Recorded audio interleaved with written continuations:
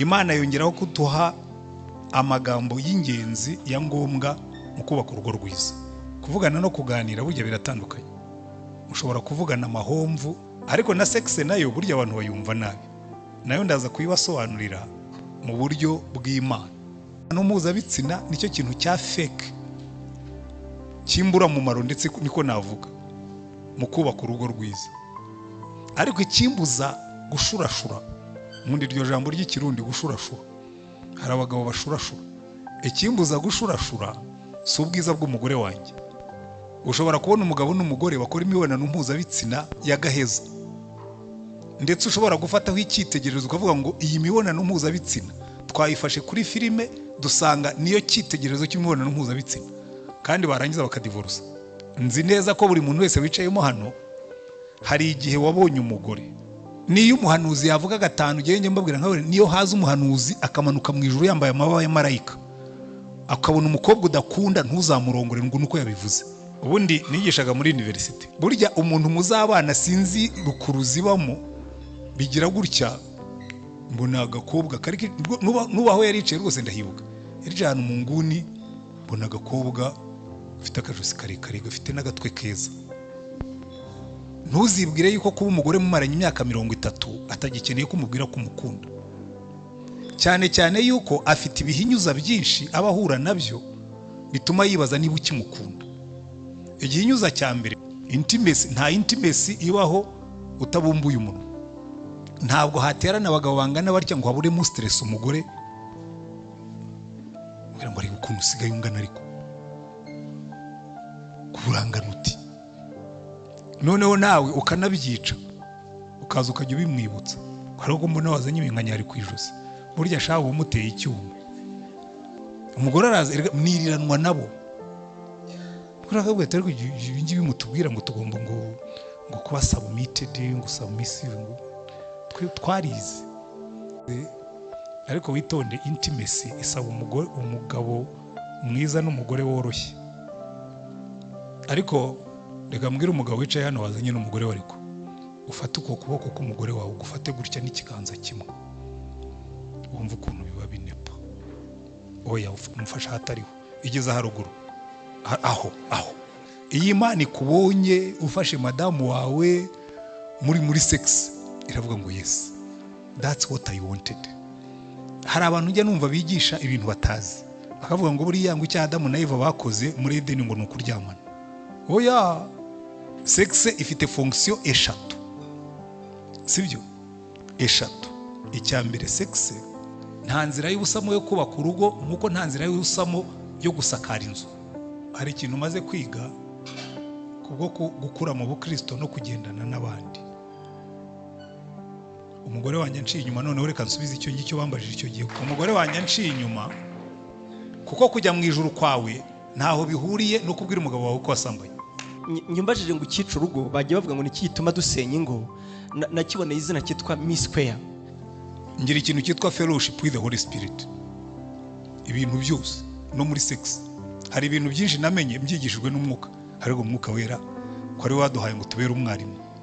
Uyu mugore namucahe, namukorahe, namukorane ngo rwose nawe nze kubona yanezerewe, kubera ko kenshi bagiye batwigisha mu nsengero ngo ibintu bya sex ngo ni ibintu by'ibishenzi, ngo ni ibintu ngo by'ibipagani, ndetse no kubyigisha ukabyanga, ndetse no kubivuga. Iyo umugabo atanejeje umugore aba yishe inshingano ya mbere y'Imana kuri sex. Hari n'abantu usanga amaze imyaka 20 mu rugo ataramenya ko sex inezeza. Sex nivo enye, uyitonde kute kugira ngo noneho havemo sex nziza. Ndabibatondekera gutya. Ubundi ibyo bita gutegurana, je sinjya mbyita gutegurana, irya niyo ropa principal. Uzi impamvu mbivuga gutyo? Umunsi muzasaza igitsina gabo gikoze nk'icyangwe, kibamo kimeze nka eponge. Ubundi Imana iguha ibintu nibura bigera kuri 3 bizakubwira ngo uyu nguyu yari we. Icya mbere, impamvu rero mubona abantu benshi bahora mu nzara ya sex batungwa na dessert gusa. Ariko iyo wigeze kurya sex iri inspired, wigishijwe n'umwuka. Uko Imana rero iba nkeya mu buzima bw'abantu, byanze bikunze ingo zizasenyuka, kuko ukuri kurabura, kwihangana kukabura, gutegeka bya bindi yatwigisha ko umuntu ashobora gutegeka sexe birabura igihe umuntu adafite Imana. Ikintu kiri bukosora imyumvire yanyu kimwe gikomeye, sexe ntabwo ari aka gace kari hagati y'amaguru. Iyo ntanyuzwe mu mutima, iyo mpangayitse mu bitekerezo, ubwo sexe ntabwo iza mu bintu byihuta. Ngira ngo kubera ko giye nimenyereje no kuyitegeka ntabwo iza yihuta. N'ubutinganyi bw'umugabo n'umugore byite gutyo. Ikigushuka kiguha amahoro nuko uvuga ngo no, ariko turi kumwe n'umugore wanjye, murimo murapfa mwembi. Reka mbere kuvuga ko agakingirizo katari icyaha. Agakingirizo ni uburyo bumwe bwo kwirinda. Ubundi ibintu bitatu ugomba kureba mbere yo gushaka. Number 1, sindagira ubumwe bw'umutima n'umugabo wanjye kuva twabana. Nahisemo kubisoma ko yabyanditse ko biri sensitive cyane. Sindakora sexe ku rwego ngera aho kunyurwa. Nta gihe ndatwita ngo ne gukubitwa. Naciwe inyuma kuva maze ukwezi kumwe nshatse. Kubera iyo mpamvu nishakamo kwishimira umugabo bikanga. Ese nakora iki ngo nongere kuba uwo nari we mu kwezi kumwe ngishaka?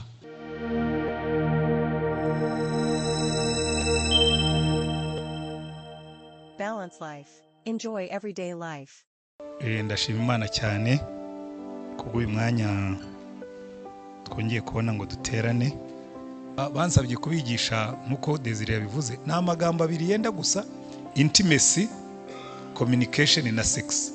Ndagerageza kubishyira mu Kinyarwanda. Intimacy, ubundi intimacy ni ijambo rivuga kwegerana, guhuza umutima.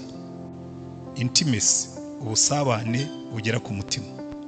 Communication yo nyita kuganira, ariko bitari ukuvugana. Kuvugana no kuganira burya biratandukanye. Ushobora kuvugana amahomvu, ntabwo iba ari communication.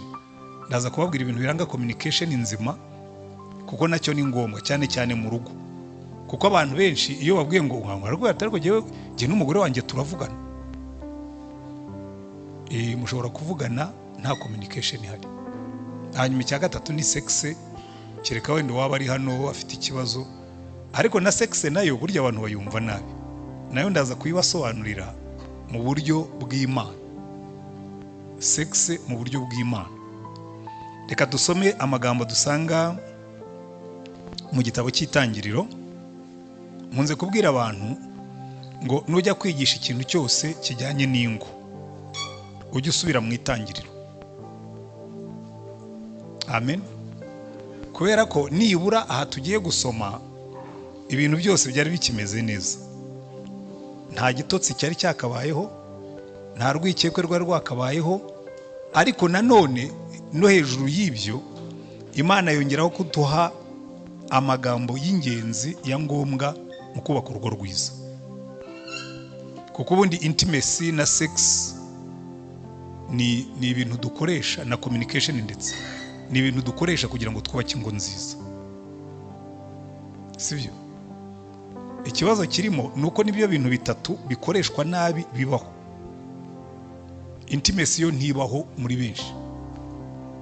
Nuzabona urugo rugenda nabi uzamenye ko nta intimacy hari. Nuzabona urugo rugenda nabi, icya kabiri uzacekinge ko hari communication nyayo ihaba. Sex yo uzayihorere. Jewe hari kosa nabonye aba pastor bakora akenshi mu biterane by'abubatsi ngo bibanda ku mibonano mpuzabitsina. Ukagira ngo urugo rwubakirwa ku mibonano mpuzabitsina. Mpuzabitsina nicyo kintu cya fake, kimbura mu maro, ndetse niko navuga mu kubaka urugo rwiza. Ushobora kubona umugabo n'umugore bakora imibonano mpuzabitsina yagaheza, ndetse ushobora gufataho icyitegererezo ukavuga ngo iyi mibonano mpuzabitsina twayifashe kuri filime dusanga niyo cyitegererezo cy'imibonano mpuzabitsina, kandi barangiza bakadivorusa. Kubera iki? Ntabwo imibonano mpuzabitsina ari Imana yubakiraho mu kubaka urugo rwiza. Ni nacyo kintu muri biriya bitatu twabonye nicyo gitoya. Ariko iyo wumvise abantu bavuga bakabwira abagore ukuntu bagomba kwiyuhagira, bakitera amaparufe, bagahumura neza, bagasasa ibitanda bakabisasa neza, ukagira ngo nibyo bizubaka urugo. Wrong. Nimunareba no mu mikorere y'Imana no muri gahunda y'Imana, ntabwo Imana yatangiriye kuri sex. ashwe. Buriya rero twacuritse ibintu, burya ikintu icyaha cyakoze, ibintu byose by'ubuzima icyaha cyarabicuritse, ibyajyaga imbere kibishyira inyuma, kubera ko ntantu cyabanje gucurikira ibintu. Mbanze mbicurukureho gatoya. Satani yarabanje abeshya umuntu ngo nukora rebellion niwe revoluta ku Mana ngo uzasa n'Imana. Nyamara mu itangiriro aremwa, Imana yari yamubwiye ngo mu ishusho y'Imana niko yamuremye, umugabo n'umugore niko yabaremye. Bivuga ngo ubundi n'ubundi bari baremwe mu ishusho y'Imana, nta mpamvu yari irimo yo kubishaka, sibyo? Hanyuma icya kabiri, Imana yari yavuze ngo wimenyereze ibiri mu isi byose ubitegeke. Iryo jambo ndaza kurigarukaho. Aho kugira ngo bimenyereze ibiri mu isi babitegeke, birahindukira birabategeka. Ubu usanga mu isi yacu ibintu nibyo bidutegeka. Umuntu akoreshwa no kunguka amafaranga, umuntu akoreshwa no gushaka sexe, ntabwo tuyitegeka, ahubwo iradutegeka. Uragenda ugabuza umuntu rero se, umuntu w'umugabo ubwo wasambanye ute kandi ufite umugore? Ngo urumva ngo Satani yarangerageje, ngo numva sinkihanganye, sexe iramutegeka. Ubundi twebwe sexe turayifite, tugomba kuyitegeka, ntabwo idutegeka. Niho rero mbabwira ni buryo twigisha abantu, twabwira ngo urumva ngo mwabagore mwe ngo mujye mwitwara neza, ngo mwisukure, ngo muse neza, ngo kugira ngo abagabo banyu batajya ahandi. Urabona abagabo bose babaye abapagani, ukabona mu giterane nk'iki cyuzuyemo abarokore, umupastor arigisha gutyo. Jewe sinshobora kujya ahandi, atari kubera ko umugore wanjye asa neza, nuko tutazanye. Ariko ujya nera ko babwira umugore wanjye asa neza, ariko ikimbuza gushurashura, mundi iryo jambo ry'ikirundi gushurashura, hari abagabo bashurashura. Ikimbuza gushurashura si ubwiza bw'umugore wanjye, ni ubutwara Imana yampaye kuri sex. Bahasi bategekwa na sex, baterura agakubita hasi, ukumva ngo umugabo yafashe akana k'imyaka 5 ngo undi yasambanije umumineri. Uwo ngo wabategekwa na sex ntabwo abayitegeka, abo nibo nita badimba hasi. So reka noneho dusubira inyuma, izo ni inzenya z'umupastori, ariko ubwo ni introduction, nubwo ari ndende ariko ubwo ibyinshi maze kubivugaho. Icya mbere, Tangiriro ibice 2:18, kandi Uwiteka Imana iravuga iti si byiza ko uyu muntu aba wenyine, reka muremere umufasha umukwiriye. Uwiteka Imana irema mu butaka amatungo yose n'inyamaswa zo mu ishyamba zose n'inyoni n'ibisiga byo mu kirere byose, ibizanira umuntu ngo imenye uko abyita, kandi uko uwo muntu yise ikintu cyose gifite ubugingo aba ari ryo riba izina ryacyo.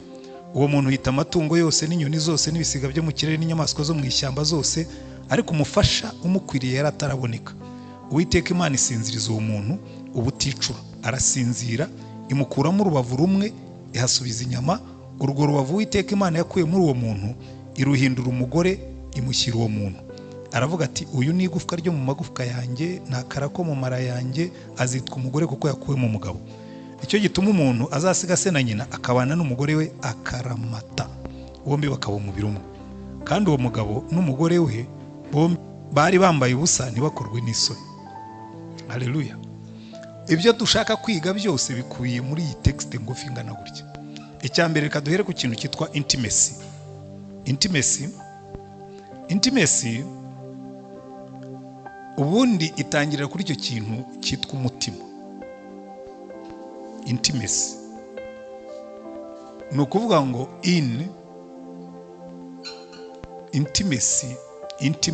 intimacy bihera muri icyo kintu cyo kuvuga kujya imbere mugahuza umutima,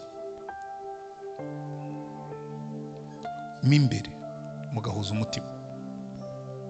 Noneho muri uko guhuza umutima hakavamo ibikurikira, hakavamo amagambo meza.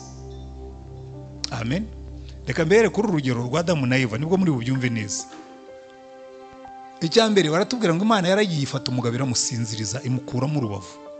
Nibwira ko ari mu rubavu rw'ibumoso hafi y'umutima, ihakuramo urubavu, ikuramo umugore, irimo umugore. Bivuga ngo nuwo muri jewe, ntabwo avuye hanze. Suko Imana byari binaniye kubumbabumba ibumba kamukoreramo umugore, cyangwa kuvuga umugore akabaho, ariko yaravuze ngo reka mumuvanemo ave mu rubavu rwe, abo uwo muri we, abe from in, sibyo? Yewe intimacy nkunza kuyifata ukundi kuntu, kuko adjective ivamo ni intimate.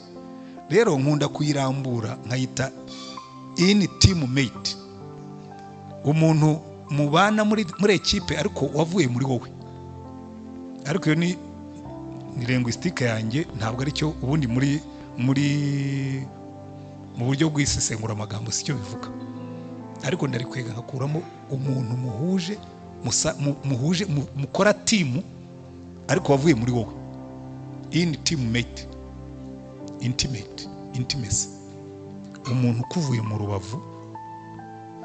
Hanyuma Adamu icyavuyemo amubonye ni amagambo meza, yaramwitegereje. Ibindi byose yise amazina yabyitaga izina rimwe, ngo kandi uko yabyise akaba ari amazina ye. Ageze kuri uyu nguyu biramushobera, aravuga ati ariko se uyu ndamwita nguki? Aravuga ati uyu ni akagufwa ko mu magufwa yanjye. Yumva amagufwa ni hafi, atoya reka nigiremo imbere nakara ko mu mara yanjye. Urumva ya intimacy yageze no mu mara, ivuye mu igufwa igiye mu mara. Azitwa umugore. Buriya mu Kinyarwanda ntabwo byagenze neza nko mu Giheburayo. Nimureba muri Bibiliya zanyu baravuga ngo umugabo mu Ruheburayo ni Ish, umugore ni Isha. Ubundi yashaka ari kuvuga ngo azitwa umuntu kazi kuko yavuye mu muntu. Iyo ni intimacy. Waramureba akavuga ati uyu nguyu pe ni jewe, ariko au féminin. Ni jewe pe, uyu ni jewe. Hari igihe umubyeyi abyara umwana yamureba akavuga ati uyu ni uwanjye pe, ni jewe waje ndakabebe, uyu ni jewe ni uwanjye. We nta nubwo yavuze ngo uyu ni uwanjye, ahubwo yaravuze ngo uyu ni jewe ariko waje ari umugore, waje afite iyindi sex. Muraza kumva aho na intimacy na sex biza guhurira. Uyu ni jewe ufite iyindi sex. Ariko murabyumva nkuko mbyumva. Uyu ni jewe ariko ufite iyindi sex. Urumva ukuntu byari byiza muri icyo gihe. By the way, burya natwe icyo gihe twarakigize. Ariko reka ndeba barimo hano bicaranye n'abagore babo bataje bonyine nkanjye. Nzi neza ko buri muntu wese wicayemo hano hari igihe wabonye umugore, ubona fiance. Reka wenda mbibwirira ibyanjye, sinjya mbihisha. Jewe ubundi nigishaga muri university. Burya umuntu muzabana sinzi rukuru zibamo bigira gutya, mbona agakobwa kari nubaho yaricaye rwose ndahibuka. Yari ahantu mu nguni, mbona agakobwa ufite akajosi karekare gafite n'agatwe keza. Nicyo nabonye ko siwe wari mwiza wenyine mu ishuri, ariko numvise vraiment afite inibote ubona simple ariko iri attractive, ikururana. Ndigendera sinabyitaho ko hari n'abandi banyeshuri beza bari bahari. Noneho umwe mu barimu twigishanyaga arambwira ati ariko atirira shuri wigisha uvuye kwigisha mu nti, ati nta mukobwa wicaye mu nguni nk'ahantu nk'ahariya. Ni namubonye. Sinzi n'impamvu atambajije ati se iyo ambaza nari kwirarira nkamugari n'abandi nababonye, kuko byari muri habit yanjye. Ubundi iyo najyaga mu ishuri bose abana nabanzaga kubaranganyamo amaso nkandika amazina yabo kugira ngo nihutire kubamenya. Arambwira tuzi ko atari mushiki wa muhungu w'inshuti yawe wiriye iwanyu. Ni burya ntabwo we nari muzi. Ikiganiro kigarukira aho ngaho, nkajya mwigisha nk'abandi banyeshuri, arigararangiza ajya muri universite. Kuki abahungu twasenganaga barambwira ati rero we twagusengeye, fiance wawe twamubonye rwose bisobanutse, ati ni nyirakanaka. Nawe uriya yize ku ishuri nigishijeho, sinari nkiyigisha. Yize oya nari amfite n'uwo mwaka nahavuye. Yize ku ishuri nigishijeho. Icya kabiri ni mutoya kuri jewe, nasabye Imana umugore ndusha imyaka 4, Pawo ndusha imyaka 9. Barambwira ati ibyo ni ibyawe, twebwe rwose neza Imana yabitubwiye. Icyo nakoze naramubwiye arabyemera, ibindi ni amateka. Akagufwa ko mu magufwa yawe. Nzi neza yuko hari umunsi wicaye ubonye fiance wawe, yaba ari umukobwa, kuko nawe nabimubwiye. Arambwira ati ntushobora kumva ukuntu burya wari waranyishe, nahoraga ntegereje kuza kubimbwira nkabibura.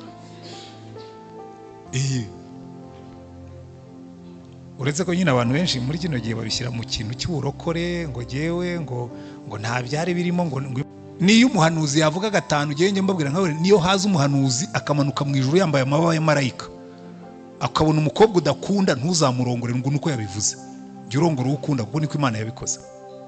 Icya mbere Adamu yakoze abonye Eva yaramwitegereje aravugishwa aravuga ati uyu ni akagufwa ko mu magufwa yanjye ni akara ko mu mara yanjye mwise umugore. Tekereza Imana imubaza ngo se umwise ndi, ngira ngo Imana yageze iravuga tokereka tumwite Eva ndabona we byagucanze. Iyo ni intimacy yavutse wa munsi Adamu abona Eva. Ariko ubwo noneho mutangiye kumva ikibazo dufite, iyi intimacy mu ngo nyinshi ntayihari. Umugabo arongora umugore yamukundaga akamuparika, yajya nataha ntiyibuke yuko hari amagambo meza agomba kumubwira. Abenshi muri mwebwe mwicaye aho ngaho muzi yuko nyine ariko madamu arabizi, oya washaka ngo bimubwire n'uwanjye ajya ambwira atari kuzi kutakibimbwira. Kubera iki tugeraho tugaparika tukumva ubuse ntabizi? Ubu imyaka 30 maranye nawe ntabizira. Adamu wanjye tumaranye imyaka 30 ubuse ntabwo abizi. Ariko ashaka ngo ukore nk'uko Adamu yakoze. Intimacy goes through the tongue, ica mu rurimi. Nta intimacy ibaho utabumbuye umunwa. Ushobora guca amarenga iyo utazi kuvuga, ariko intimacy ahantu hambere itangirira ihera mu kanwa. Bumbura umunwa ubivuge, bumbura umunwa umubwira ibintu byiza. Kandi buriya nuko mutabizi cyangwa tutabyitaho, icyo nababwiraga mugomba kwitaho cyane iki kintu cyitwa intimacy. Ntuzibwire yuko kuba umugore mumaranye imyaka 30 atagikeneye ko umubwira ko umukunda, cyane cyane yuko afite ibihinyuza byinshi abahura nabyo bituma yibaza niba ukimukunda. Igihinyuza cya mbere ni ukubyara. Umugore arabyara konsa umwana, yatangira konsa umwana amabere akamanuka akareba hasi, agatangira kwibaza ubuse umugabo aracyankunda kandi amabere yararebye hasi kandi hanze hari inkumi zigifite imitemere. Akenera ngo umugore utoya niyo havuka inkumi zisa na marayika uwo nakunze ni wowe. Yanywa igikomo bwa kabiri akagira gutya agabomba, noneho yajya kandagira burya ntumenya insecurity aba afite. Yajya kandagira akavuga ati se ubu umugabo wanjye aracyandeba akabona ndi mwiza. Burya mimbere abagore muze kunyomoza niba mbeshye, mimbere aba yumva ari insecure akavuga ati se ko numva ndimo ndakompitinga n'inkumi ziri hariya nazo arazireba kandi jewe ndabona amaze kuba ikimama ikibajo numviza yarama. Ariko umufateho umubwire utumva reka mubwire nagukunda guri gatoya ariko ubu nkukunda kurutaho uri munini. Se waba waragendeye muri vewe baguha VAT ukarakara kamubwira uti rwose ubu ngubu komparizo yanjye niyo ngiyo, ntuzahangayike ubu ngubu ni wowe wenyine nanjye. Nyamara hano harimo abagabo ntabwo haterana abagabo bangana batya ngo haburemo stress umugore ngira ngo ari ukuntu usigaye ungana, ariko kurangana uti arangana nk'umumama ukamukunda rwose, ukajya wicara ukavuga ati ariko buriya nari narahombye ahubwo we. Hanyuma urumva ibyo bihinyuza. Igihinyuza cya gatatu rero ni imyaka. Burya abadamu muzi ko bakunda kwireba mu ndorerwamo bakagira gute, hari igihe yireba mu ndorerwamo bakabona hari utuntu dutangiye kuza hano, ihema ryatangiye kwizinga. Kabate se uwo mugabo azankunda ihema ryatangiye kwizinga. Noneho nawe ukanabyica ukaza ukajya ubimwibutsa, hari ubwo mbona wazanye ibinkanyari ku ijosi, burya shaho umuteye icyuma. Ahubwo jya urifata umubwira utari ko rino josi risigaye riri soft. Mwabonye ko iyo umuntu atangiye kuzana iminkanyari uruhu rworoha, n'uruhu kabisa ruri soft, n'urwanjye ruri soft kandi ni umugabo. Icyo nicyo bita intimacy. Intimacy guhora ngo hari umwami umwe urabizi abami bagira abagore benshi kandi baba bafite n'ibyo babagaburira. Yaraturanye n'umutindi, noneho ukabona umugore kwa mutindi kabisa arabyibushye, arashishe, ararabagirana. Abo kwa Nyagasani mwami bameze nk'umwe amazi mu bivuzo, umushiha wabaye mwinshi. Noneho rero aramwitisha, wowe abagore uriya mugore wawe ko ahora duhagiye utagira n'ibyo umugaburira, banjye bakaba barabaye imishiha gusa, amatama yarinjiye mu bijigo biti. Umugaburira iki? Ati uriya mugore wanjye tumugaburira inyama y'ururimi. Ururimi gusa ni rw'umugaburira. Aragenda abwira ababoyi bati inyama z'indimi zose, iz'inka n'iz'ihene n'iz'intama n'iz'ingurube byose mugaburire bariya abanyamishiha wanjye dewe yuko babyibuha bagasa neza. Bari inyama z'ururimi mu kwezi kurashira wapi. Araza aramubwira ati warambeshya. Aramubwira ati Nyagasani sinakubwiraga ururimi rw'inka cyangwa urw'ihene cyangwa urw'intama, ni ururimi rwanjye. Iyo mpagurutse mu gitondo ngiye mubwira aho ngiye, iyo ntashye mu nimugoroba nkamubwira inkuru zose zaho nanyuze, nkamubwira ibyo nabonye n'ibyo ntabonye. Ibyo rero niba hari ikizamini kinanira abagabo nanjye ndimo. Hari igihe njya mu giterane nk'uko ubu ndabizi madamu araza kumbaza ati se igiterane cyari kimeze gite? Cyari kimeze neza. Atoya mbwira ni bande bari bahari. Ubwo arashaka ngumubwire ngo urumva ngo Sengari yazanye n'umugore we, ngo na Hortense yari ahari, ngo na Desire yari ahari, ngo na ba Eric n'abandi bose. Mbese mubwire, muraturire, mubwire umubare w'abantu bari bahari, mubwire abagore basekaga n'abatasekaga, mbese inkuru iryohe. Uriya niba mujya mureba filime cyangwa n'ibindi, hari filime yitwa Seburikoko ica kuri buriya. Hari umuntu buriya mu bantu bazi ko ari inkuru, wari wabona Sebu yicaranye n'umugore we, akamutekereza ukuntu yagiye i Bugande, akamubwira ukuntu yakoreraga Umuhinde, akamubwira ukuntu, mbese burya ukabona umugore yicaye arimo aragenda mu maso he harabagirana kubera gusa kumva inkuru ya Sebu. Birya rero biri muri intimacy. Irya ntabwo ari communication, ariko biri mu cyo kintu cy'ubusabane, cyo kumva umugore adafite irungu, cyo kumva umugabo ahari, cyo kumva bavugana. Nyasaba Imana icyama kumenya kuba ari inkuru nkuko menya kwigisha. Ajya nicara na madamu nkamubarira inkuru azitera nk'iratura, nawe ubundi arambaza nkatanga samari. Buri gihe mba ndimo gusamarizinga, ariko byari bimeze biti byari byiza. Ubu yambwira byari byiza gute, ariko se ko mbona uhangayitse nindeka hari ibibazo na we nabyo, ariko se ni ibiki? Kandi ubwo uko dukora nabi gutyo niko wiyaje. Arambwira ati uyu munsi uko niriwe ku kazi baneshe bagize gutyo, ngatangira kumugira inama nkabura ntoya ibyo ntibikaguhangayike. Ariko ari umunsi rwose yambwiye ibintu, arambwira ati mva rero mubwira ikintu kimwe tubyumve kimwe. Ngewe iyo nkubwira ibyampangayitse simba nkugisha inama, mba nshaka gusa kutegura utugu nkaririraho, ukajya umbwira ngo yo ngo ese nuko byagenze. Ati mwongera nkavuga ati yo ese nuko byakugendekeye. Niba unampumuriza ujye mpumuriza ariko wumva nacecetse, naho umbuza kuvuga, umbuza kurira, ntangira kwiririra, ukaba utangiye kuzana inama zawe, utangiye gukora analize, utangiye gukora bya psychanalyse na bya psychology n'ibindi byose. Jya undeka mvuge. Hari abagore bumva ndimo kubavugira ibintu.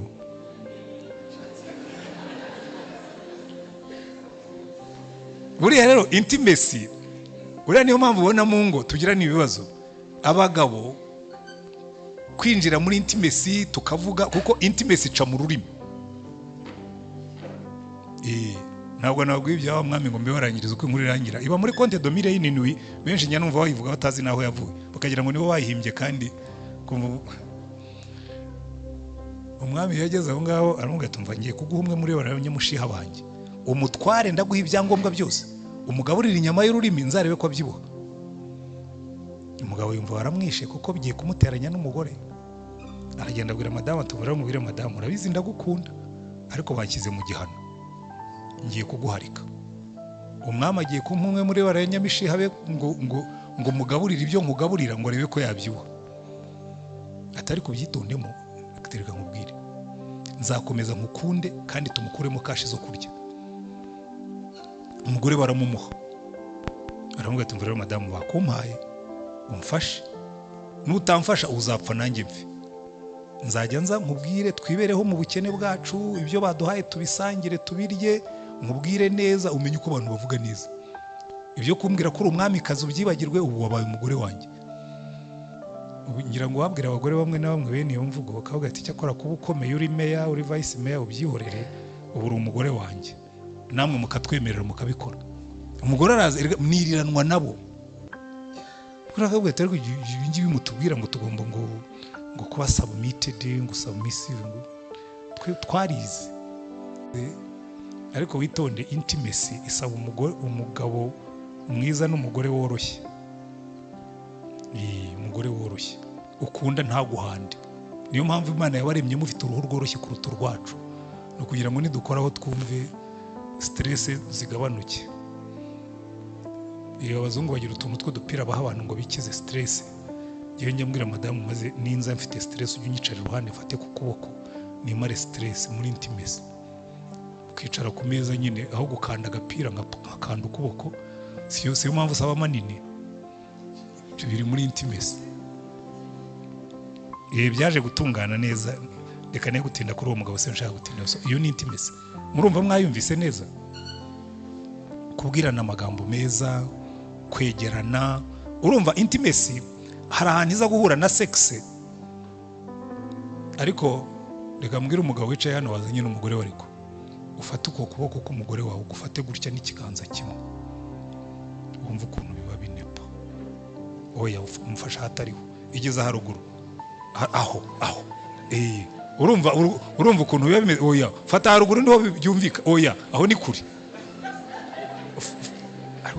Nabibonye abatarigeze bakora intimacy. Umugore n'umugabo barabyemerewe rwose. Iyo ni intimacy. Hanyuma reka tujye kuri communication kugira ngo nze kuri sex, kuko ndashaka kuza kubihuza byose muri ya minota bampaye. Sex rero na hano ihitizamo, kubera yuko hari abantu njya numva bigisha ibintu batazi, bakavuga ngo buriya ngo icya Adamu na Eva bakoze muri Edeni ngo ni ukuryamana. Oya, buriya niba hari ikintu Imana yahaye umugisha, ni sex ikorewe aho igomba gukorerwa hagati y'umugabo n'umugore rwose. Iyi Imana ikubonye ufashe madamu wawe muri sex, iravuga ngo yes, that's what I wanted. Nayiremye kugira ngo mujye muyinezerwa. Urumva rero hari umugabo witwa Rick Warren yanditse igitabo avuga ngo ngo nyina yakundaga guteka.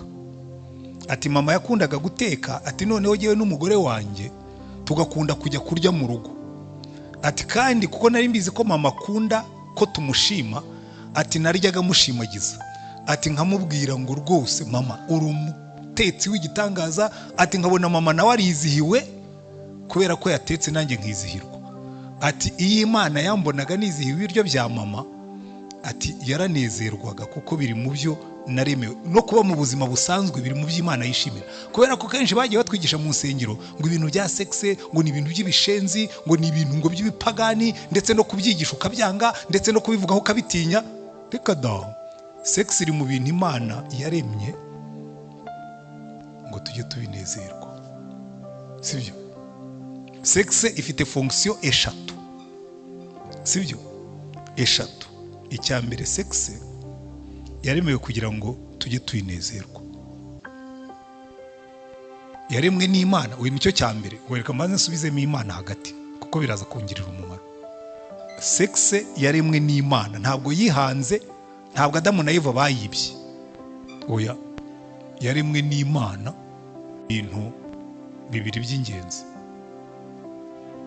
shatse nabigira bitatu kuko icya gatatu kiva muri ibyo bibiri. Icya mbere, yaremwe n'Imana kugira ngo tuyinezerwe.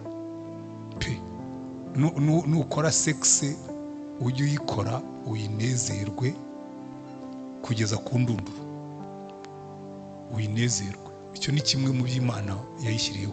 Niyo mpamvu iyo umugabo atanejeje umugore aba yishe inshingano ya mbere y'Imana kuri sex. Abagabo rero kenshi kubera ko twebwe ibyacu ndaza kubigeraho ubu mbirimo, abagabo twebwe uko wabigenza kose umugabo ntashobora kutanezerwa sex kereka yagize ikibazo, ko nabyo bibaho, wenda muze kubimbaza. Aho mivugira nuko umugabo wese muri condition normal anezerwa sex. niyo mpamvu n'abasazi batwita ku muhanda. Njye ntangara nkabona umusazi aratwita, nkabona umuntu wasambanye n'uriya musazi buriya ntiyabonaga ko ari umusazi, ariko umugabo muri kondisiyo normali zose sexe rwose aranezerwa, kugeza nawe ashobora no gufata umwana ku ngufu kandi akanezerwa. Abagabo twebwe sex, ariko ntibivuga ko kuba wanezerewe sex n'umugore wawe yanezerewe, ahubwo ibyo mujye mubicekinga. Ndaza kubabwira aho bihurira na communication. Naje kugenzura nsanga mu ngo nyinshi abagore benshi hari n'abazasaza batamenye ko sex inezeza umuntu. Hari n'abajya babimbaza muri counseling akamureza ku pastor, birebe ibintu mwamwigisha ngo sex ngo rwose ngo iranezeza ngo ikagira umuntu ku mutima, ko giwe ntarabyumva. Nivata kwitama nk'abarase uyu mugore mubwire uzaza n'umugabo wawe mbabwire uko bigenda. Kandi hari abaza rwose, hari abana beza baza, hari n'abasore baba batarabikora, n'abakobwa baza bakamubwira ati turagira ngo tubwire ibi bintu umuntu abikora ati. Nkicara nkafata igipapuro nkashushanya nkakora anatomy nkababwira rwose. Hari nabo tuhana randevu nkaba sesiyo ya mbere nkababwira muzagaruke mbaho iya kabiri, kuko iyi ya mbere niyo kubafasha gutangira, nzabaha nikurikiraho. Kandi baraza. Hari n'abantu usanga amaze imyaka 20 mu rugo ataramenya ko sex inezeza. Bibaho. Ariko abagabo twebwe nta kibazo tugira, kenshi kigirwa n'abagore. Ndaza kubabwira impamvu nayo. So Imana yayiremye cya mbere ngo inezeze umugabo n'umugore bombi. Icya kabiri niyo nzira ducamo turema abana. Uretse ko buhaje metode nshya zo muri laboratoire baterura intanga y'umugabo n'iy'umugore bakayihuza bakabona kuyirera, ariko ubundi sex niyo organe de procréation. Niyo mpamvu mbabwira ngo nuzumva umuntu wigisha ko yahishuriwe yuko sex ari cyo cya Adamu na Eva bakoze, uzamubwira utoya nta yindi nzira Imana yashyizeho umugabo n'umugore bari gucamo ngo babyare, kandi kubyara no kororoka byari mu mugisha Imana yatanze mu ikubitiro. So sex nayo irimo. Icya gatatu kinabyerekana nuko batubwira ngo bari bambaye ubusa ntibakorwe n'isoni. Ubundi niba hari ikintu kidakoze umugabo isoni n'umugore yari umugore we no kwambara ubusa murebana. Mwese muzakora sex ariko barambwiye ngo bari bakora sex bajimije. Abajya gukora sex bakazimya ngo batamureba. Ubwo habuze intimacy. Muri ibyo bibiri no gushima Imana. Yaremewe gushima Imana. Njya mbaza abantu ngabwira ni bangahe mujya gukora sex mukabisengera nkuko musengera ibiryo. Kabisengera rwose ukabanza ugashima Imana ukavuga uti Imana ndagushimira ko waremye sex. Kandi ibi bintu tugiye kubinezerwa nawe ubiha umugisha. Ntiwubona mwese muzi ko ari ibipagani. Ya ni ibintu byejejwe ngo tubinezererwe. Nyamara mbwire aba bagabo cyane cyane. Reka mbabwire ikintu kimwe, ntabwo ari guspiritualize. Jewe ibintu byose ngira ikintu cyitwa fellowship with the Holy Spirit. Ibintu byose no muri sex hari ibintu byinshi namenye mbyigishijwe n'umwuka, ariko umwuka wera ko ari waduhaye ngo tubere umwarimu. Uyu mugore namuca he, namukora he, namukora nte ngo rwose nawe nze kubona yanezerewe, hanyuma mbona birakunda. Uzasenge ubikuye ku mutima, atari bya bindi by'ibigambo. Nujya gusenga rero ujye ubisenga ubikuye ku mutima, uvuge umva rero umwuka wera. Pastor Antoine yatubwiye ngo niwe mwarimu w'ibi bintu. Uyu mugore uramuzi kuko bamurema wari uhari, ni nawe wamubundikiye aravuka. None yobora ibiganza byanjye, uyobore ibyanjye byose ko naje mbigereho. Uyobora ibyanjye byose kugira ngo anyurwe nanjye nyurwe. Uzabibona nyuma y'igihe gitoya, uzabona byatangiye guhinduka. Kuko nibura uzaba watangiye kugira conscience y'uko ugomba kunezeza uwo mu bantu. Sibyo? Sex rero, sex ni iki? Reka mbanze mbabwire ikintu kiri bukosora imyumvire yanyu kimwe gikomeye. Sex ntabwo ari aka gace kari hagati y'amaguru. Aka gace kari hagati y'amaguru ntabwo ariyo sex. Oya, sex ni ukuba uyu nguyu ari umugore, uriya akaba ari umugabo. Bivuga ngo kuva ku mutwe wawe kugeza ku mano harimo sex. Sibyo? Ubu ngiye nk'abakaba nkagenda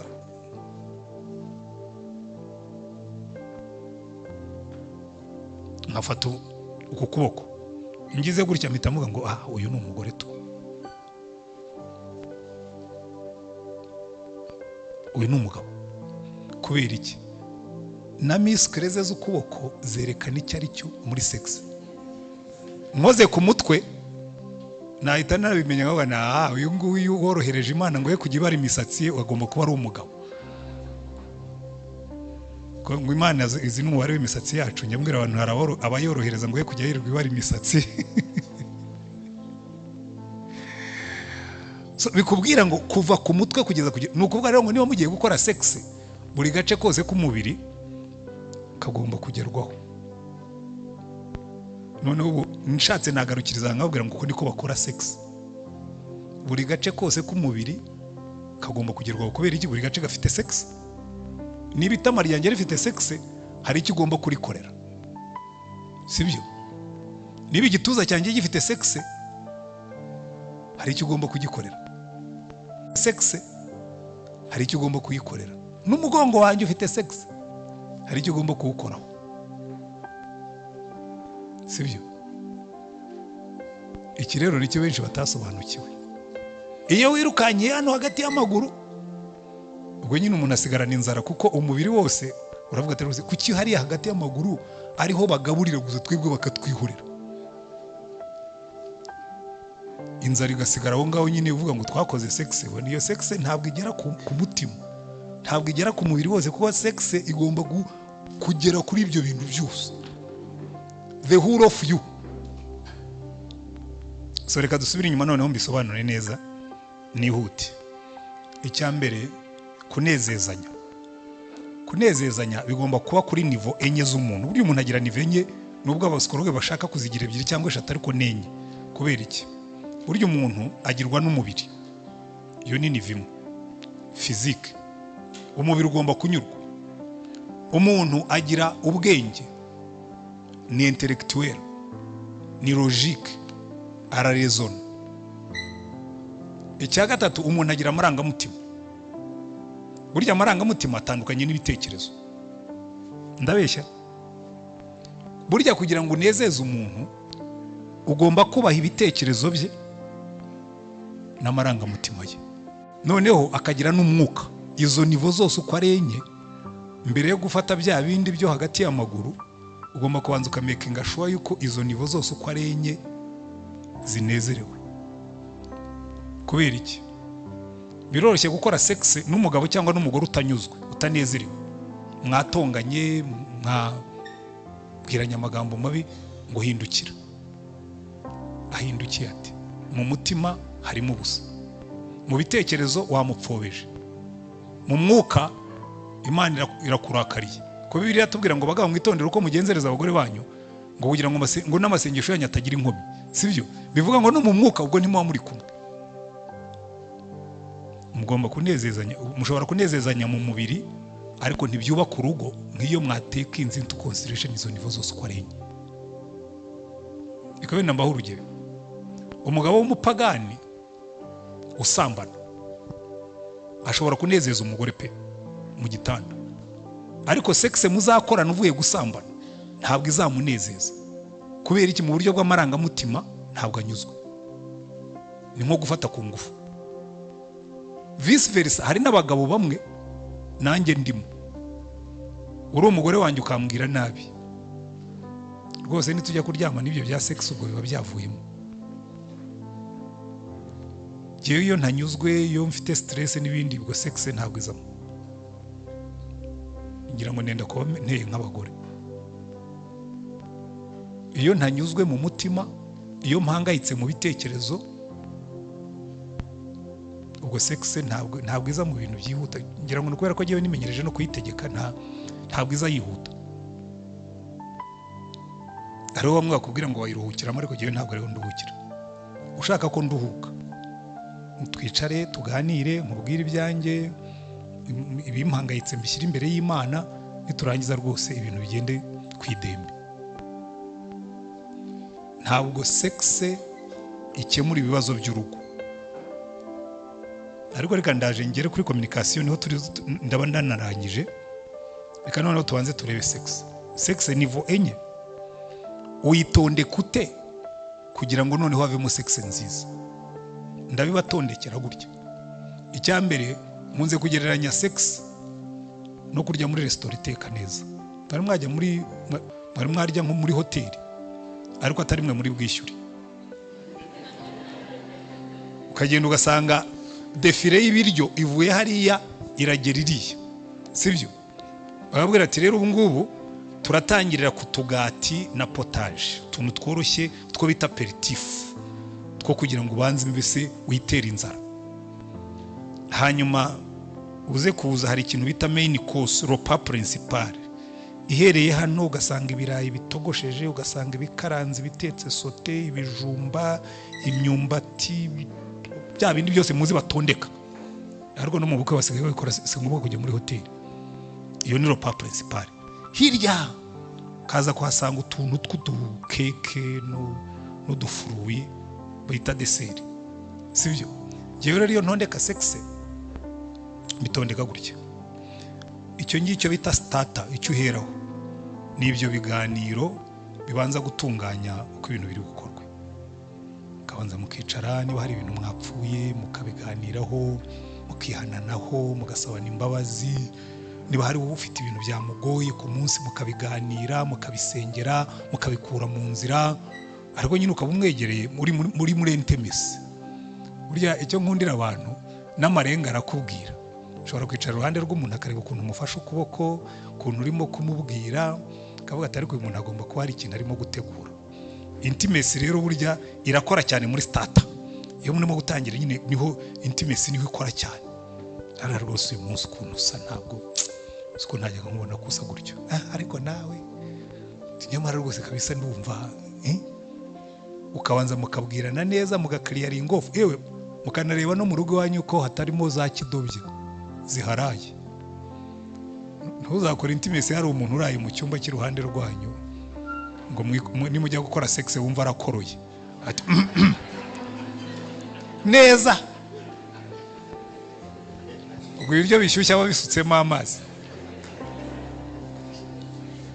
cyangwa ujye kumva wumva kubisura ujyagiye muri toilette. So bikubwira ngo starter ni icyo kintu cyo kubanza gutegura ibitekerezo byanyu, imitima yanyu, ibintu byose naho biri bubere, kumva kabisa muri safe, mumeze neza.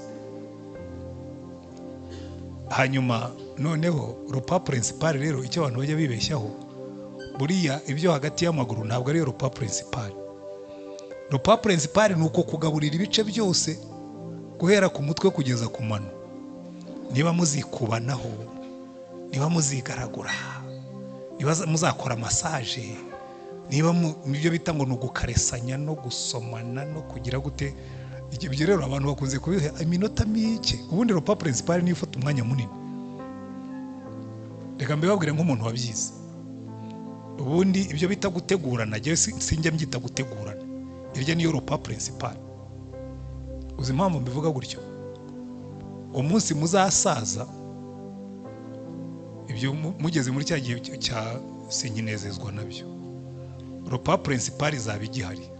Ufata agakecuru kawe mukegerana, ukamubwira ati ariko ujya wibuka kera najyaga nkufata hano ku ijosi nkumva ni byiza, ariko n'ubu ndacyumva ari byiza, ariko akagu kawe ko noneho neza neza kabaye nk'uturabyo. Burya ni sex muri old age, kuko abantu barakomeza bakanezezanya no mu buryo bw'umubiri, ntibagikora bya bindi ariko aracyamukunda. Mujya mubona utuvideo tw'abantu kagasaza n'agakecuru ukabona barimo barabyina, barimo barakorakoranaho, barimo fata umwanya ubanze winjoyinge uwo mubiri we, umwanya uhagije. Ubundi batanga minimum y'iminota nibura 20-25. Kubera iki? Nta soni mfite zo kubibabwira kuko ndimo ndabigisha. Burya imibiri yacu niko ikoze. Igitsina gabo gikoze nk'icyangwe, kibamo kimeze nka eponge. Burya uko mukomeza kunezezanya mu buryo butari bwo hagati y'amaguru, umutima urakomeza ugapompa, kuko iyo umutima ubonye amaso yatangiye kureba cyane, uri ipophyse yawe, ubwonko bwawe bukomanda umutima bukabwira ngo ohereza sharijoma hariya hasi ko ndabona hano amaso arambwira ko hari icyo benda gukora, ukajya ukumva misikiriti. Ariko burya ni nka telefone batangiye gucaginga, ishobora kukubeshya ko harimo umuriro ariko harimo muke. Uko rero mukomeza, umutima urakomeza ugapompa ugacaginga, hanyuma n'umubiri wose ukaba urimo kwitegura, kuko n'igitsina gore niko gikoze. Aho igitsina gabo kiri buze kunyura hagomba kuba lubricated, hagomba kuzana amavuta yacyo naturel from outside inside. Icyo ni ryo kosa abantu bajya bakora batamenya, ntibazi yuko buriya bigomba kubanza byose bikaba lubricated, bikafata amavuta yabyo. Burya n'igitsina gabo kigira yacyo, n'igitsina gore kigira yacyo. Nuko benshi muba mutarabaye patient enough ngo mubibone, cyangwa ngo musome ibitabo mubirebe. Ariko ibyo ndabibigisha nta soni binteye, kuko iyo ni isomo nyine, si byo bantumye kubigisha, kandi n'Imana yabiremye si jyewe, ahubwo ndabigisha uko bikora. Icyo rero, iyo time mumara bya bindi abandi bajya bita ngo ni ugutegurana, nayo ni sex, sibyo? Nayo ni sex. Ahubwo kandi kanuza ka deseri nako ko hagati y'amaguru, kuko muzitegereza iteka ryose deseri ni iryohera, ariko ikiguhaza ni repas principal. Repas principal ni ihaza, deseri ni iryoha cyane. Impamvu rero mubona abantu benshi bahora mu nzara ya sex batungwa na deseri gusa. Buri ugiye buri munsi ukarya utuneke n'utugati, ejo ukarya agakeke n'akagati, ntabwo bitangaje ko wahorana inzara. Ariko iyo wafashe sex yuzuye nk'uko maze kuyibabwira, ushobora kuyigenderaho icyumweru nka yanda ya Eliya yagendeye iminsi 40, kuko waranyuzwe. Reka mbabwize ukuri, ngiye singira isoni zo kubivuga, ziriya sex z'abantu birukanka handi birivuga ngo amazi yibwa araryoha, iriya gihe niyo wampenda henduka mu mafaranga sinayijyamo, nta sex irimo, ntikumara inzara, ntawe kugera. Ariko iyo wigeze kurya sex iri inspired, wigishijwe n'umwuka, nta nubwo wifuza no kujya gusambana. Uravuga ngo yo kujya gusambana nawe, ubu se uyu muntu turasambana, intimacy turayiremesha iki? Intimacy burya ni iryoshya sex, gusa intimacy turayiremesha ntacyo tuziranyeho. Gusa ndamubwira ngo ndagukunda kandi urimo kumubeshya, gusa ndamubwira ngo ndamubwira ikize, nta intimacy irimo. Ubwo rero ryo ntibishobora kongera ku nzoka. Niyo mpamvu nabwiye nigiye uko nteye, iyo wariye, hari ahantu Imana yabwiye Abisirayeli ngo ubwoko bwanjye bwakoze ibyaha bibiri, ngo baranyimuye, ngo ari jyewe soko y'amazi y'ubugingo, ngo bikorogoshorera ibitega, ngo nyamara n'ibitega bidashobora gufata amazi. Abantu benshi basiga amazi y'ubugingo bakajya ku bitega bidafata amazi. Burya nayo mazi yibwe ni igitega kidafata amazi, ko ntacyo bikubakamo, nta komparizo ufite ngo uvuge utari ku bushize gusa ko byari bitandukanye. Burya umuntu wese winjoyinze sex mu buryo bw'ukuri, uko yari imeze kuwa mbere si kumera kuwa kane. Ariko iyo utigeze ubimenya wibwira ngo bihora ari bimwe, ntabwo ari bimwe. Ariko umunsi muzabyiga muzamenye ko atari bimwe. Impamvu abantu bajya gushaka variete ngo nzajya gushaka undi mugore, nuko utazi ko uko umugore wawe yarameze kuwa mbere siko wameze kuwa gatatu. Umunsi muzabyiga mukabimenya muzabona ko ibyo mbabwira ari ukuri. Ariko sindi burenzaho, ubwo sex ndayirangije. Niyo mushaka gukora sex nziza, ujye mubanze mu clearing ibintu byose bishobora kubabangamira muri start. Mu clearing amakimbirane mwagiranye, mu clearing ibintu byose bishobora kuza kubabangamira. Nimurangiza mufate main course. Main course ntabwo ari biriya byo hagati y'amaguru rwose. Ndi mwita preparation, gutegurana, niyo main course. Kubundi main course ntabwo iryohera nka dessert, kariya nako barangirizaho. So communication rero niho ndangirije. Buriya communication niyo yubaka ibi byose. Instrument Imana yaduhaye yo kubaka intimacy, igikoresho Imana yaduhaye cyo kubaka sex ni ururimi. Kandi buriya sinzi impamvu mutabibona. Muzareba abantu b'abasambanyi baba ari abantu bafite akarimi kareshyareshya. Asari wese madame, umugabo wajya kubwira ukuntu uri mwiza, ubwo urumva umudamu yicaye hano wenda umugabo we mu gitondo yamubwiye ngo ameze nk'ikigunguru, aragaburira ibihagije. Sinzi nanone ubwo ndimo ndagaragaza ibyaha byanjye. Muri mwara bajya bareba Papa Sava. Papa Sava ngira ngo ni episode niba ari 164 niba ari na 3 simbizi. Iyo nshaka guseka na madamu tureba Papa Sava. None rero harimo Papa Sava na Mama Sava barimo bariganirira, uwitwa Dingi Dingi yatangiye gutereta madamu aravuga ati mwihorera ze kuza. Buriya mukurikiye kiriya kiganiro bene turiya tuntugiye ntwigiramo amasomo menshi. Mukurikiye kiriya kiganiro kikwereka umugore wanyuzwe, rero wa mushenzi wowe uraza kusuzugurira umugabo. Buriya umugore wanyuzwe n'umugabo we ntawe ushobora kumubwira utugambo, kandi utwo tugambo ari yo ropa ya buri munsi arya. Ariko umugore wishwe n'inzara emotionero syo, ariko hari n'igihe asambana kubera inzara ya intimacy atabona. Uretse ko nabyo ntimuzabyitwaza. Niyo umugabo yaba ataguha intimacy, uretse no kugagabura intimacy, niyo yaba kugaburira indurwe isharira, nta kintu na kimwe kizakwemerera gusambana, kuko Imana iravuga ngo ntuzasambane. Ikizakubuza gusambana si uko wabonye intimacy na sex ikunyura, nuko Imana yabibujije.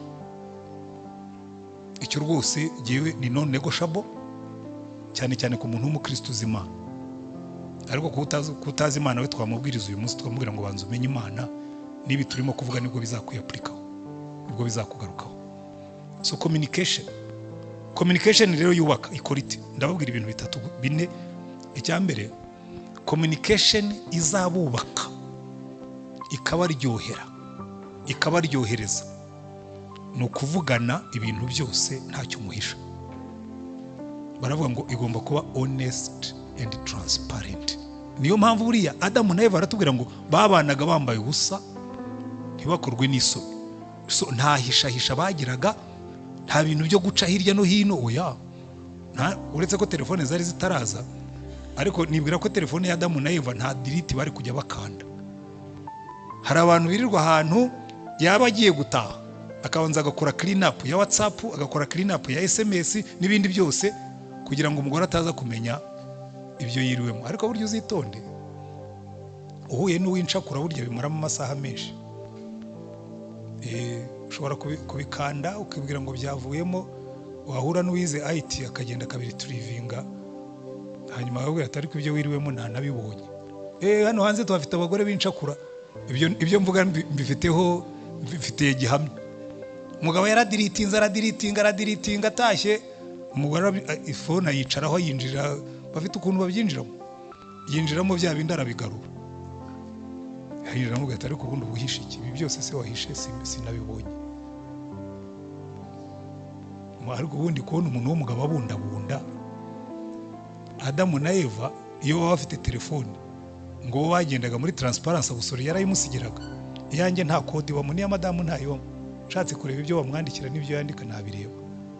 Yewe na mode pass ya internet yanjye arayifite, niye ndayifite, ko ntacyo dufite duhisha. Ariko hari abagabo na hano bashobora kuba bicayemo babundabunda, birirwa babasiba. Urasiba ibiki? Ba muri transparency. Communication icyambere igomba kuba honest and transparent, kubwirana ukuri ntacyo muhisha.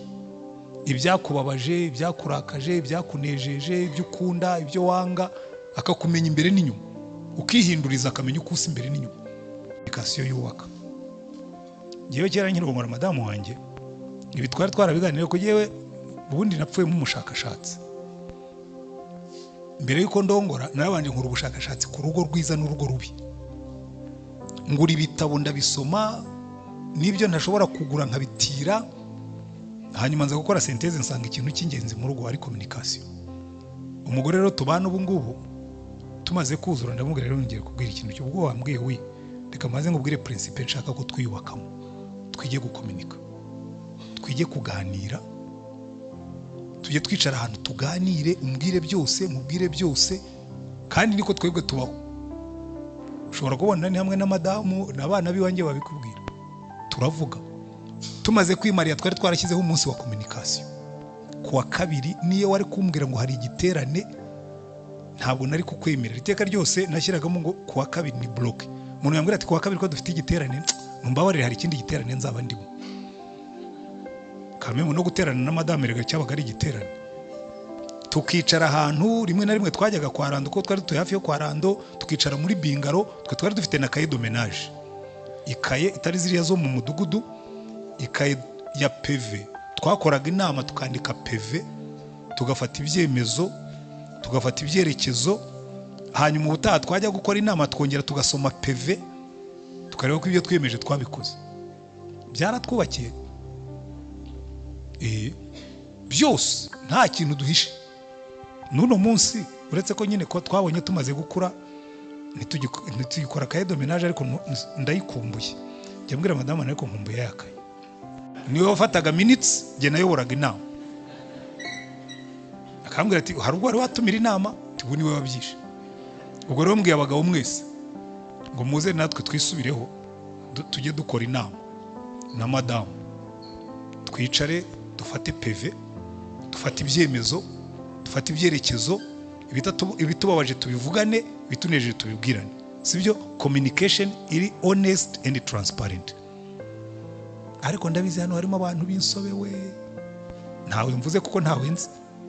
Ukamugura ariko tuvuge ngo ariko ngo uri mu biki, kuvuga ibyo ushaka. Icya kabiri kiranga communication yubaka. Communication yubaka igomba kuba personal. Personal ukuvuga ngo uvuga ibikuri ku mutima, nibwo hazamo intimacy. Kiriya cya mbere ushobora kubivuga ariko ukabigarukiriza mu nzira. Oya, ni mwige kuvugana ibintu biri personal, bibareba.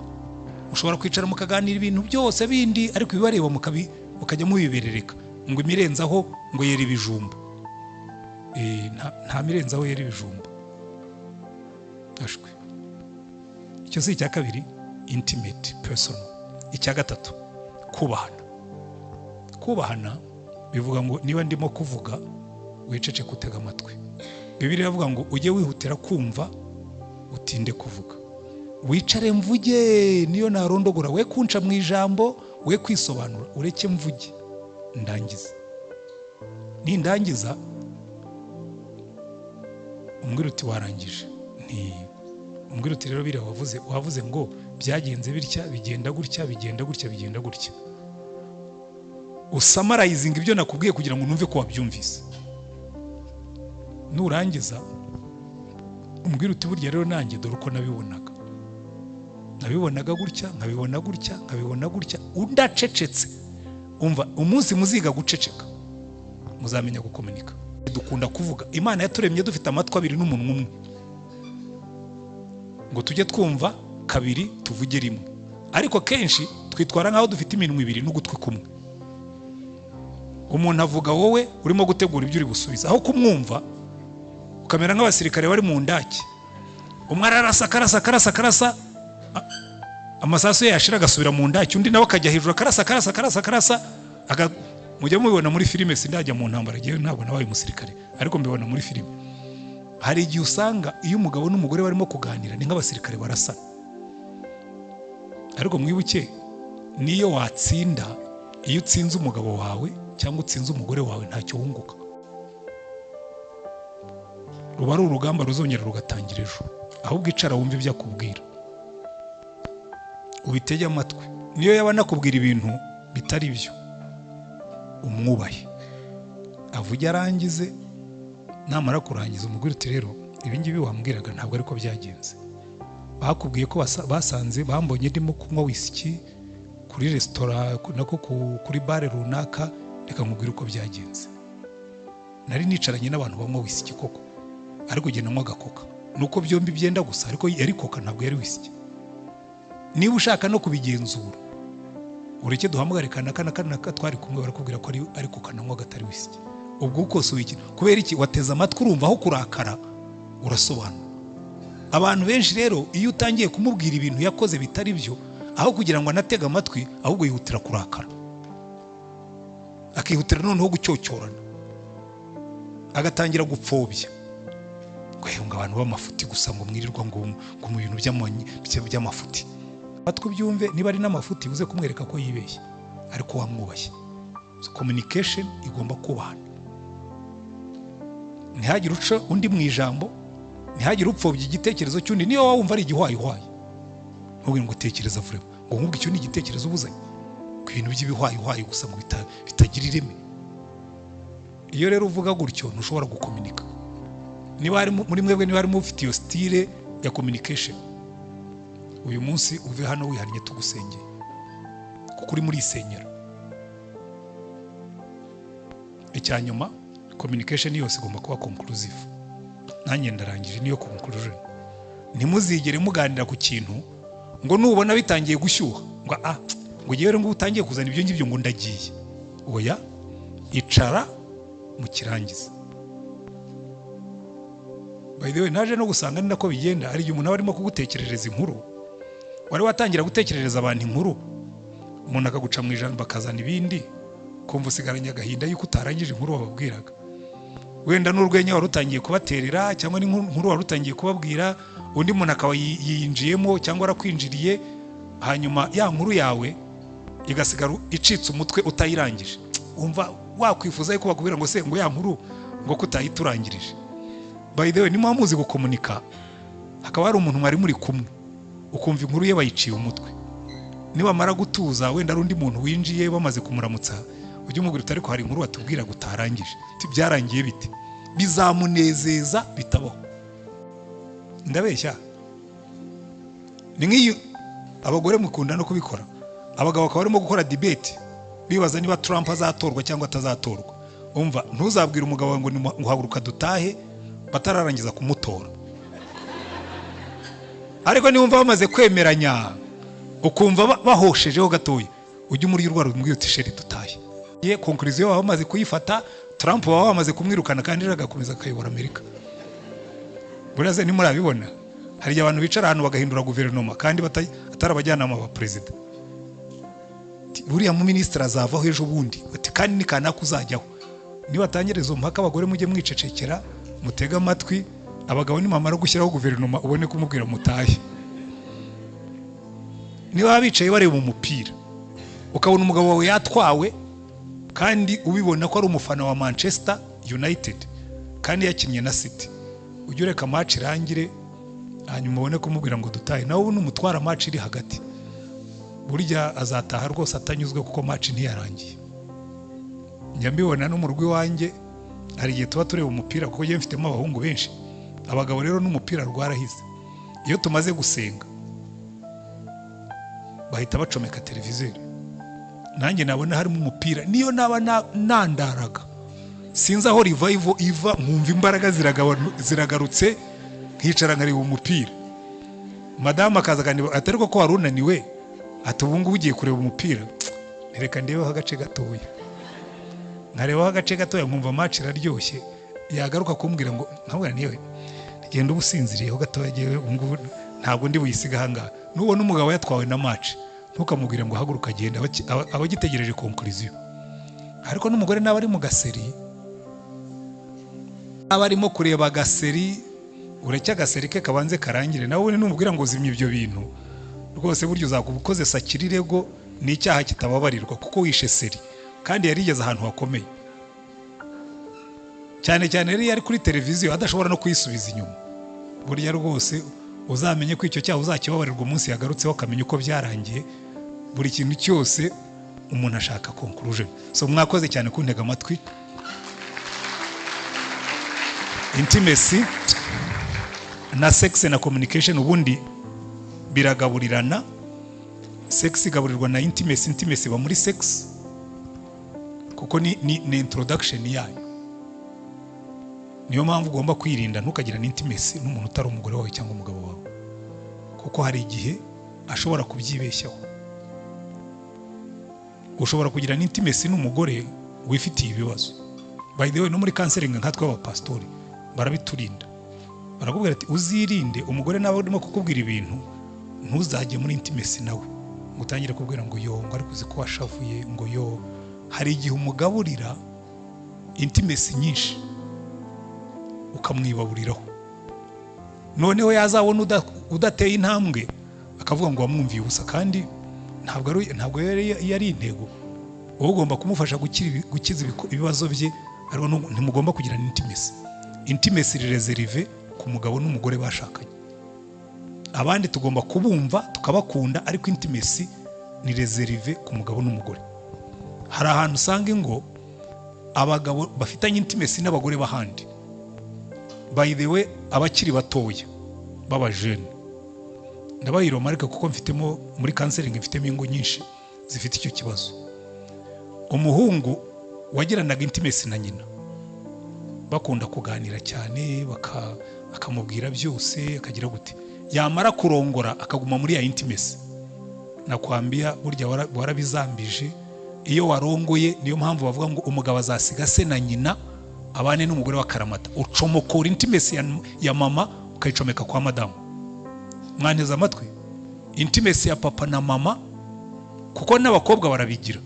Akenshi birikora, abakobwa bagirana intimacy na ba papa babo, akamubwira byose.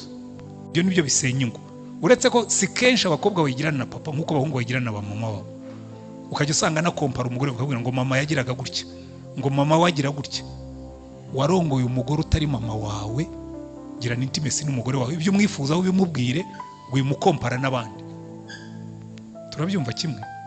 Intimacy ni exclusive ni umugabo n'umugore. Sex ni exclusive ni umugabo n'umugore. Communication yo ni ibizinga byose, ni ibitunganya. Iyo mwize kuyitunganya nayo ikagenda neza. Murakoze. Ibindi mubimaze mu bibazo. Murumva ubundi ni isomo umuntu yiga, ni chapitre zigeze nko kuri zingahe mwampaye ngo nkusanye mu nyigisho imwe. Intimacy ni isomo ryihariye, sex ni isomo, d'ailleurs sex yose ni isomo rimwe.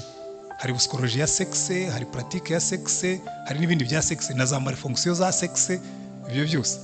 Ubwo rero ibindi muze kubimbaza mu bibazo ndaza kubasobanurira niba biteganijwe. Ibi bintu batwigishije birashoboka.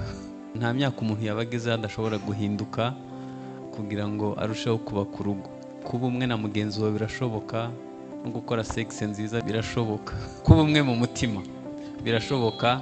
Reka twese tube hano tubigize intego yo gusa n'ibyo twigishijwe. Hari ikibazo kimwe twagize mu matorero, nuko abenshi tuzi Bibiliya mu mutwe no mu mpapuro kuruta ko biba ubuzima bwacu. Rero icyo numva nabifuriza twese turi hano nuko byahinduka ubuzima bwacu. Murakoze. Icyo navuga no gushima umukozi w'Imana Antoine Rutayisire. Ikindi nabasaba nanjye nisaba no kujya gushyira mu bikorwa. Genda ugerageze kuba umunezero wa mugenzi wawe. Turiga, turumva, ariko reka tugende dushyira mu bikorwa. Nabonye akenshi tuvuye mu nyigisho nk'izi, ahubwo umuntu abigerageza icyumweru, 2, ariko nyuma yaho stress z'ubuzima zikadutwara, akazi kakadutwara. Reka rero tugende dushyire mu bikorwa uwo munezero wa mugenzi wawe, kandi ubikorere no kwibuka ko urimo guhereza n'urubyaro rukurikiraho. Ubikorere no kwibuka ko isi yacu ifite ikibazo cy'umuryango, byibuza wowe urokoke, n'abakureberaho bazarokoke, bazarokore n'abandi. Imana ibahe umugisha. Komite no gushimira Pastor Antoine Rutayisire ku nyigisho nziza yoroshye gushyira mu bikorwa. Mu by'ukuri hari ibindi twiga binagoye kubona aho ushyirira mu bikorwa, ariko ibyo twize byo byoroshye kubishyira mu bikorwa, cyangwa se dusabwa kubishyira mu bikorwa.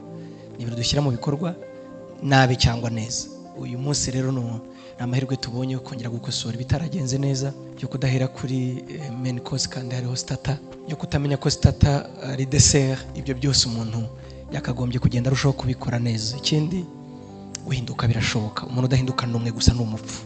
Umupfu ni udasabwa guhinduka, namudakurwa ku ijambo. Ariko iyo umuntu abigize intego, kandi ndizera ko impamvu twaje hano no kugira ngo ingo zacu zirusheho kuba nziza, twikosora, turushaho gukora neza ibyo tutakoze neza. Imana ibahe umugisha. Barakoze cyane. Reka dutangire twakire ibibazo ijya kuri shehera rugo. Reka mbere hafi aha ngaho ndi muri iki gice cyaho mperereye, ntawe ufite ikibazo wagitanga. Bibaye byiza wabaza ikibazo kimwe ukanavuga uwo ukibajije. Mbanje gushimira Pastor Antoine ukuntu yadufashije. ikibazo mfite kandi maranye iminsi ngendana, mu by'ukuri umuntu wese ashaka afite intego yo kubaka urugo rwiza kandi muba mukundanye. Ibibazo turimo kubona hanze aha bigera ahantu abantu batakishimana, mu bushakashatsi mukora ni iki mubona biterwa n'iki? Bavuze stress, bavuze mere kuri iki gihe abandi bagiye gukusanya ibyabo, hari nubwo abantu babeshyera stress, ahubwo hari ikintu kimwe nabonye umuntu yigeze kumbwira, umuminisita w'umuryango mu minsi yashize ya kera, ariko arambwira ati ariko pastor, n'igihe bari batangiye guhagurukira ibintu by'ingo zimeze nabi n'iki, ukiga communication, niyo waba umara n'ibyumweru 3 utagera mu rugo, abantu bafite Yesu, icyo cyo ndagiheraho, ku buryo abanyabyaha bo bakora ibyaha nyine, kuko nicyo abanyabyaha bakora, ni mpamvu bitwa abanyabyaha.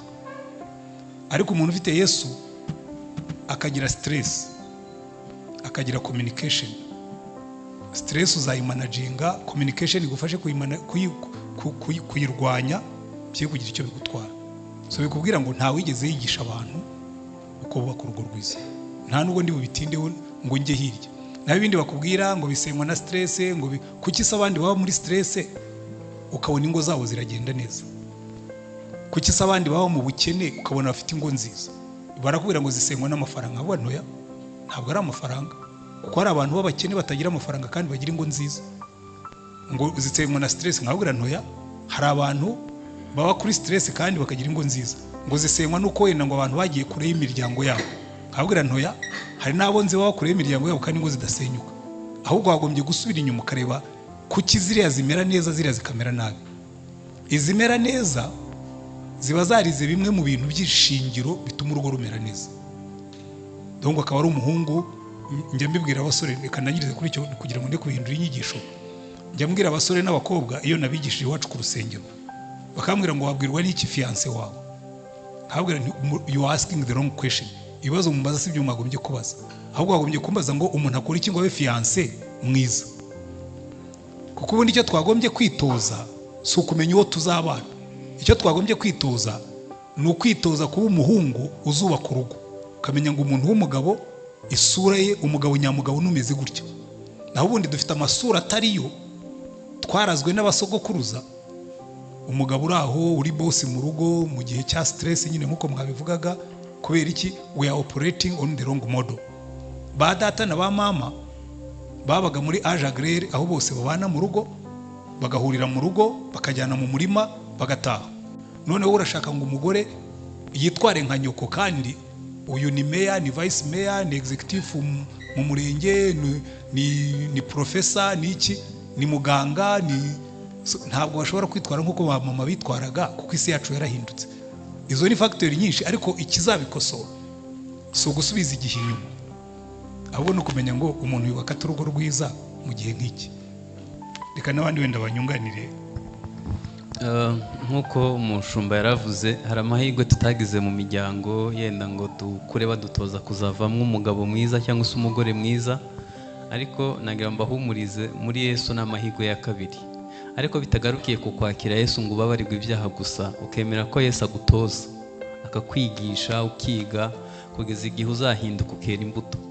Umuntu yageze ku rwego yera imbuto aba ashobora guhinduka umugabo mwiza cyangwa se umugore mwiza. ngira ngo babivuze, ariko kimwe mu bibazo bisenye ngo navuga ngo ni ukubura Imana. Cyo ni kimwe. Ntabwo nibaza ko umugabo yashobora kuba committed ku mugore we imyaka 50 imyaka 60 atari committed ku Mana, biragoye. Hanyuma abo ngabo bafite Imana wenda bakagira ko kwigishwa nk'ibi turimo twiga. Izi nyigisho zose yatwigishe ni nziza, ariko udafite Imana ntabwo wabasha kuzishyira mu bikorwa, kuko muri communication abantu yavuze ngo ukaba uri honnête, uri na transparent, uvuga ngo uvugisha ukuri kweruye. Nuvuga ngo niba ntubaha Imana nanyujijemo inyuma nkakora amanyanga, ukuri byonyine ntibishoboke, kuko kuranduye kurimo ibinyoma byinshi.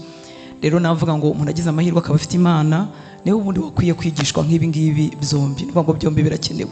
Uko Imana rero iba nkeya mu buzima bw'abantu, byanze bikunze ingo zizasenyuka, kuko ukuri kurabura, kwihangana kukabura, gutegeka bya bindi yatwigisha ko umuntu ashobora gutegeka sexe birabura igihe umuntu adafite Imana.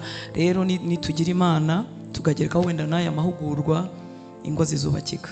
ndumva aricyo navuga. Pastor Hortense amaze kutubwira ngo mu bintu bisenya urugo harimo kubura Imana mu rugo, hanyuma agenda asobanura ukuntu abantu badafite Imana n'ibi byose, ariko ikibazo cyanjye gishingiye ku ijambo twabwiwe mbere.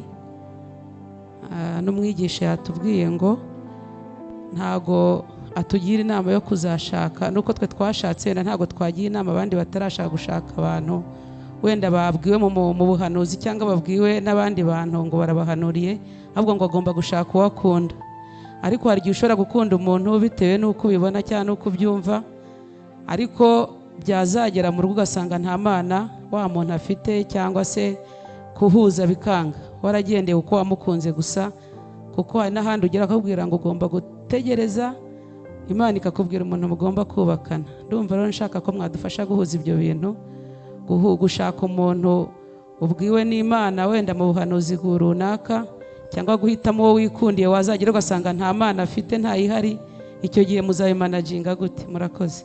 Okay, reka ngusubize natinze. Cy'umuntu uhanurirwa ko deja niba ujya kujya guhanurirwa utizera Yesu n'ubundi ubwo ufite ikibazo, ariko niba wizera ubundi nta nubwo wagombye gushaka udasenza Imana, sibyo? Ariko nusenga Imana ubundi Imana iguha ibintu nibura bigera kuri 3 bizakubwira ngo uyu nguyu yari we.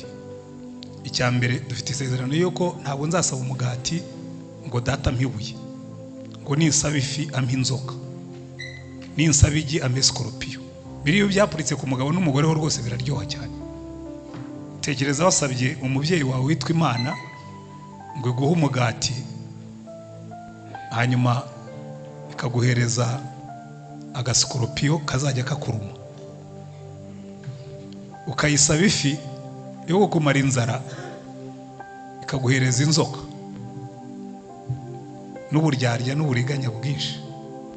So Imana yo uzasenga, ariko icyo nababurizaga ikintu cyo kuvuga ngo umuntu ngo niba guhanurira umuntu utamukunda, ubundi ibintu 3 ugomba kureba mbere yo gushaka. Number 1, umutima wawe uri kuri uyu muntu.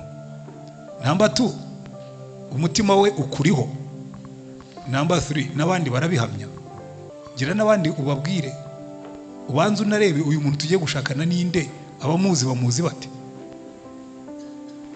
Ariko mbere na mbere bazimana, sivyo?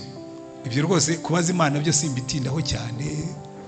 Byehubwo numvaga ngira ngo ari ibintu iyo turimo kwigisha dufata yuko abantu baba babyumva, ariko no mu bakristo niyo wazana abakristo dusengana ndetse n'ubuhanuzi bukazamo, habona uyu mukobwa simukunda, nkumva umutima wanjye ntumukunze, sinzamurongora niyo haza umuhanuzi usa na marayika. Kubera iki? Nimugera mu rugo intimacy yanyu ntizabaho.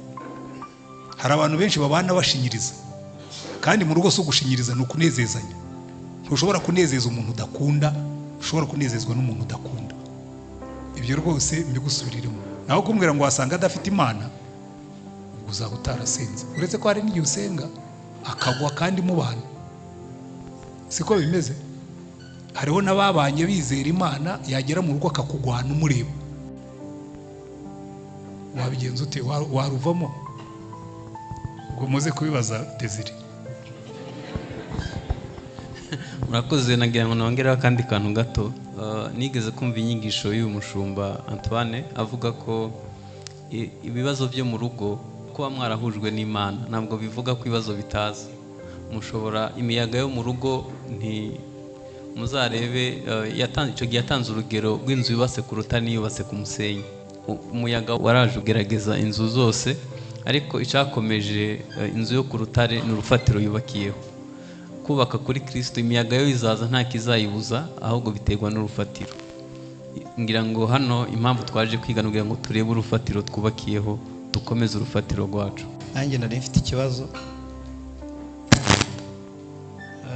Ikibazo cya mbere nari mfite ni ikibazo cyo kubaza Pasiteri Antoine. Hari ukuntu kubaka urugo bimera nko kubaka inzu cyangwa se kubanza gusiza. Pastor Desire yarabivuzeho, ni ijambo riri muri Matayo 7:24. Hari ukuntu urugo umuntu arwubaka ariko akajya kurwubaka rwaratangijwe n'ikinyoma, kirimo kwiyemera, kirimo kutavugisha ukuri, kirimo kumera nko guhanikana.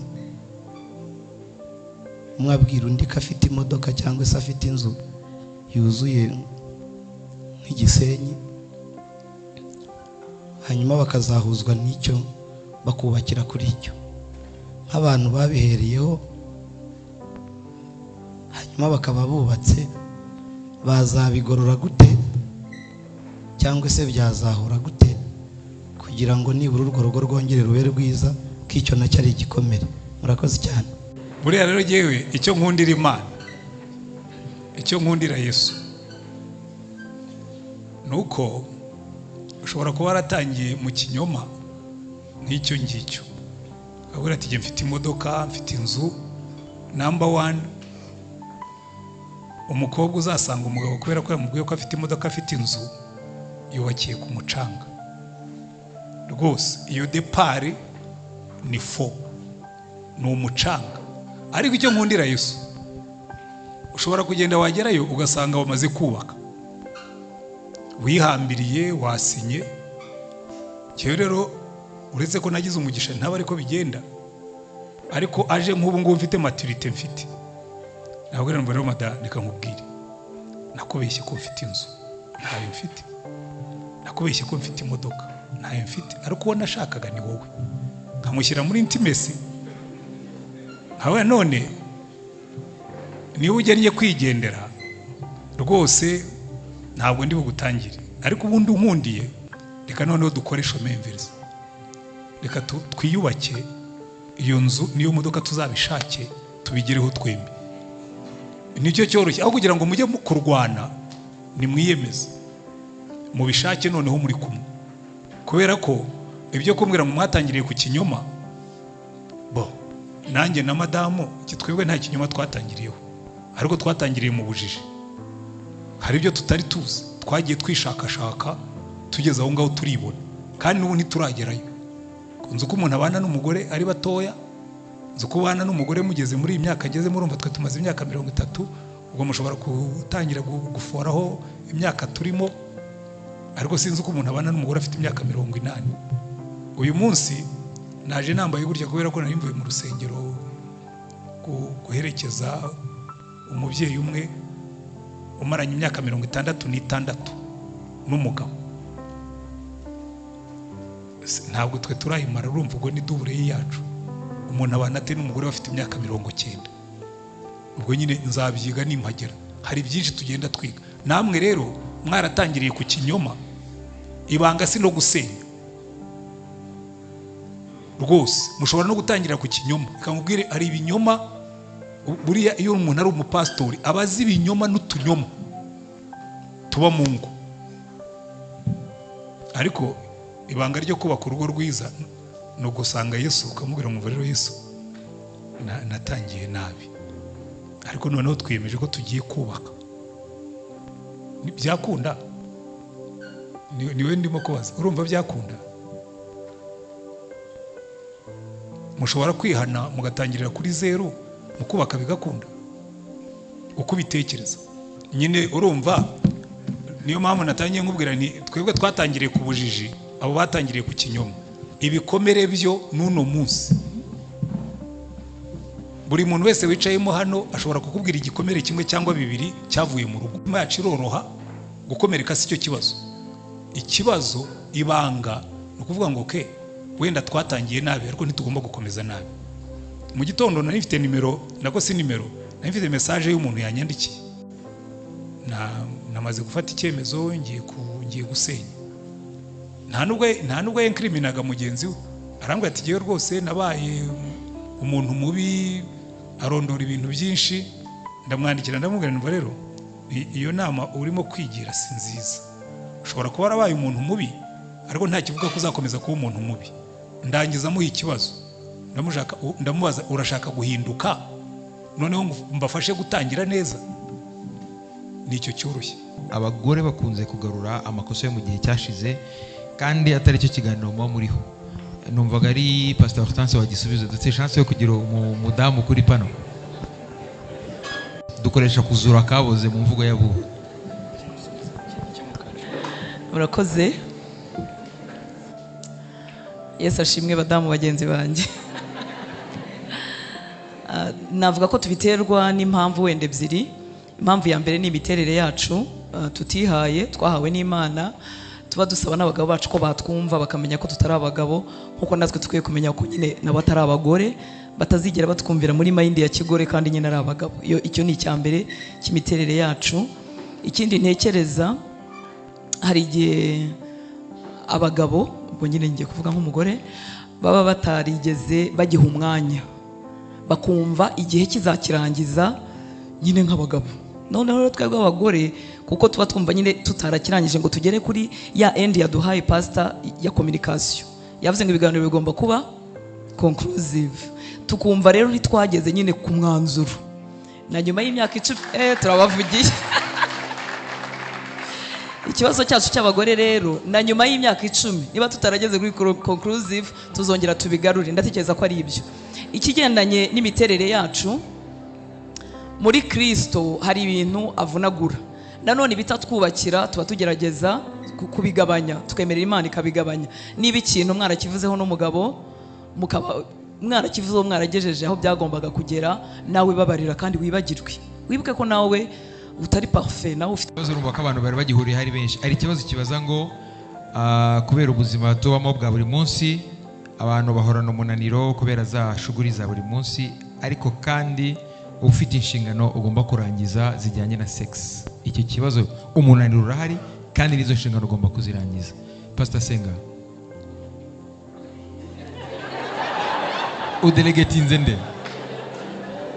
Umwigisha? D'accord. Okay.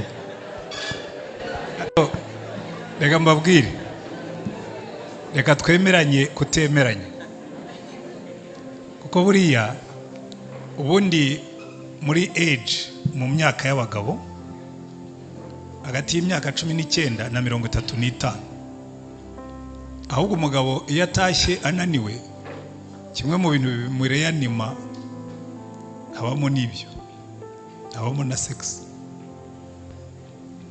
Ahubwo icyo abantu batazi, hejuru y'imyaka 45 nibwo abantu batangiye kokipa za poste zinakomeye, na hormone sexuelle z'abagabo ziba zatangiye kumanuka.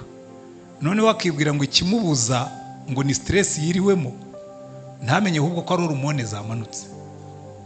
Reka rero nkubwire uko bikora. Burya abagabo barengeje iyo myaka bameze nk'ikamyo zishaje, barashiturwa byoroshye gutyo. Buriya abagore ntibabizi, oya ndenda kubabwira n'ikintu muri buze kumva. Hari umuntu w'inshuti yanjye ariko udakizwa, yari afite inshoreke, ari mu myaka hafi nk'iyi yanjye, ngende muri 60, kandi ibyo mbabwira ubwo mushatse mwabitega amatwi, kugira nabwiye ko ndi umushakashatsi.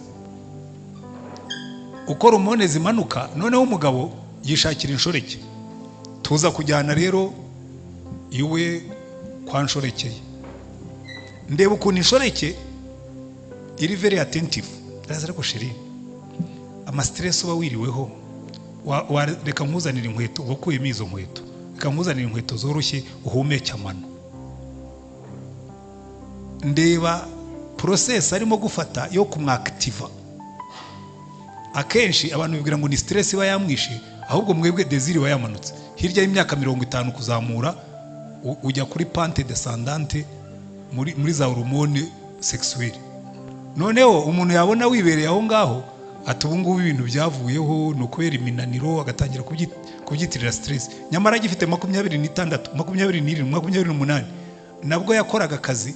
Uzarebe abantu ba mbere basambana cyane n'abakinnyi professionnel, yiriwe muri antrenoma za mu gitondo, akora n'iza nimugoroba, ajya muri match arakina, arangije ajya gusambana. Kubera iki? Suko adafite stress, suko adafite iminaniro, ahubwo na activated. icyo rero ahubwo nimushaka kugikemura uzabwire madamu uti ubu ngubu rero nabimenya aho mpfira, nubona nacogoye tujya tubwira Yesu ngo nubona ntangiye gucogora ngo uzajye unyibutsa, n'ibindi uzamubwira uti nubona ntangiye gucogora uzajye unyibutsa, ujye ushitura. Nyamara mushatse mwabitega amatwi, ndabizi ntabwo byoroshye ariko ni uko bikora. Kandi nawe nuba uri umugabo uzishiture wowe ubwawe, ariko ubundi no creating intimacy. Ikibazo cya stress n'iminaniro nuko na intimacy iragabanuka. Uraza wakwicara wamara kurya ukumva ibitotsi biraje, umugore yakubwira atari ko kurimo gusinzira, ariko se wagurutse ukajya kuryama, iryo gihe na intimacy bayagiye n'ibindi byose biba byagiye. So nigize kugira chance yo kumva kuganira kuri icyo twambajije iki kibazo, aragisubiza twese twikubita hasi turi hano. Eri wambabariye ukavugaho nk'amasegonda nka 20 kuri iki kintu cy'umunaniro. Ntabwo uri kuri pano ariko ninjye uri ku ruhembe, ubwo mbifitiye uburenganzira, nyemerera ugira ikintu uvuga. Yatuganirije nari nahawe umugisha wo kuba mu badamu, yatubwiye ko iyo hatarabaho ubushake ahantu hose ukoze ku mugore arababara, ariko iyo amaze kugira ubushake ahantu hose namwe hababaraga haramunezeza. Rero ansabye gusubiza uko twashoboje iki kibazo. Ni password abagabo benshi twibitseho. Iyo umugore akubwiye ati ndananiwe, twaje kumenya ko burya atabananiwe, ahubwo akeneye ibindi bisimbura umunaniro.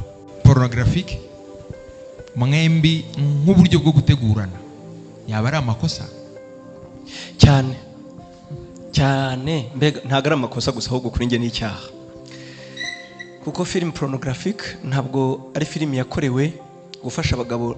Ejo niho uzasanga utanyuzwe wifuze gukora birenze. Ikindi mwibuke ko ntibubaha Imana, nibibaha Imana. Hano twagiye twakira bimwe mu bibazo aho usanga umugabo avuga ngo kuko yabibonye muri film pornographique barimo bakora sodomie, ati nanjye nkurira sodomie kuko abikuye hahantu. Sodomie ni iki? N'ubutinganyi bw'umugabo n'umugore, byite gutyo, kuko biratubwira mu Baroma ngo bamwe basigaye bashyushywa gukorera abagabo babo iby'imibiri yabitaremewe, ukamubwira ngo nanjye reka tubikore mu kibuno ngirira utya. Ibyo byose byaturutse kuki? Kuri ya mafilimi tureba. Mu by'ukuri ni nk'uko abivugaga pastor, niba ugeze mu myaka yo kunanirwa, yo gucogora, yewe hari n'igihe biterwa n'uburwayi, wishakira igisubizo aho kitari. Umugore wawe yuzuyemo ibikwiye, umugabo yuzuyemo ibikwiye ngo aguhaze wuzure. Ntabwo bikeneye kureba umugore w'abandi ngo wumve ko we wamufata hano muri ya intimacy twavugaga. Nge rero navuga ngo ahubwo inshuti yanjye uri muri iyi cuta bizi ngo urimo muritegurana, ikigushuka kiguha amahoro ni ukuvuga ngo no, ariko turi kumwe n'umugore wanjye, murimo murapfa mwembi, ntacyo byabafasha. Imana ibaha umugisha. Ugifite micro, hari uwabajije ngo umupartenaire we yize kunywa inzoga vuba, amuvuga ko ngo zituma akora sexe neza, cyangwa yumvise bavuga ko zituma akora sexe neza. Ibyo ni bya binyoma twubakiraho bitari byo.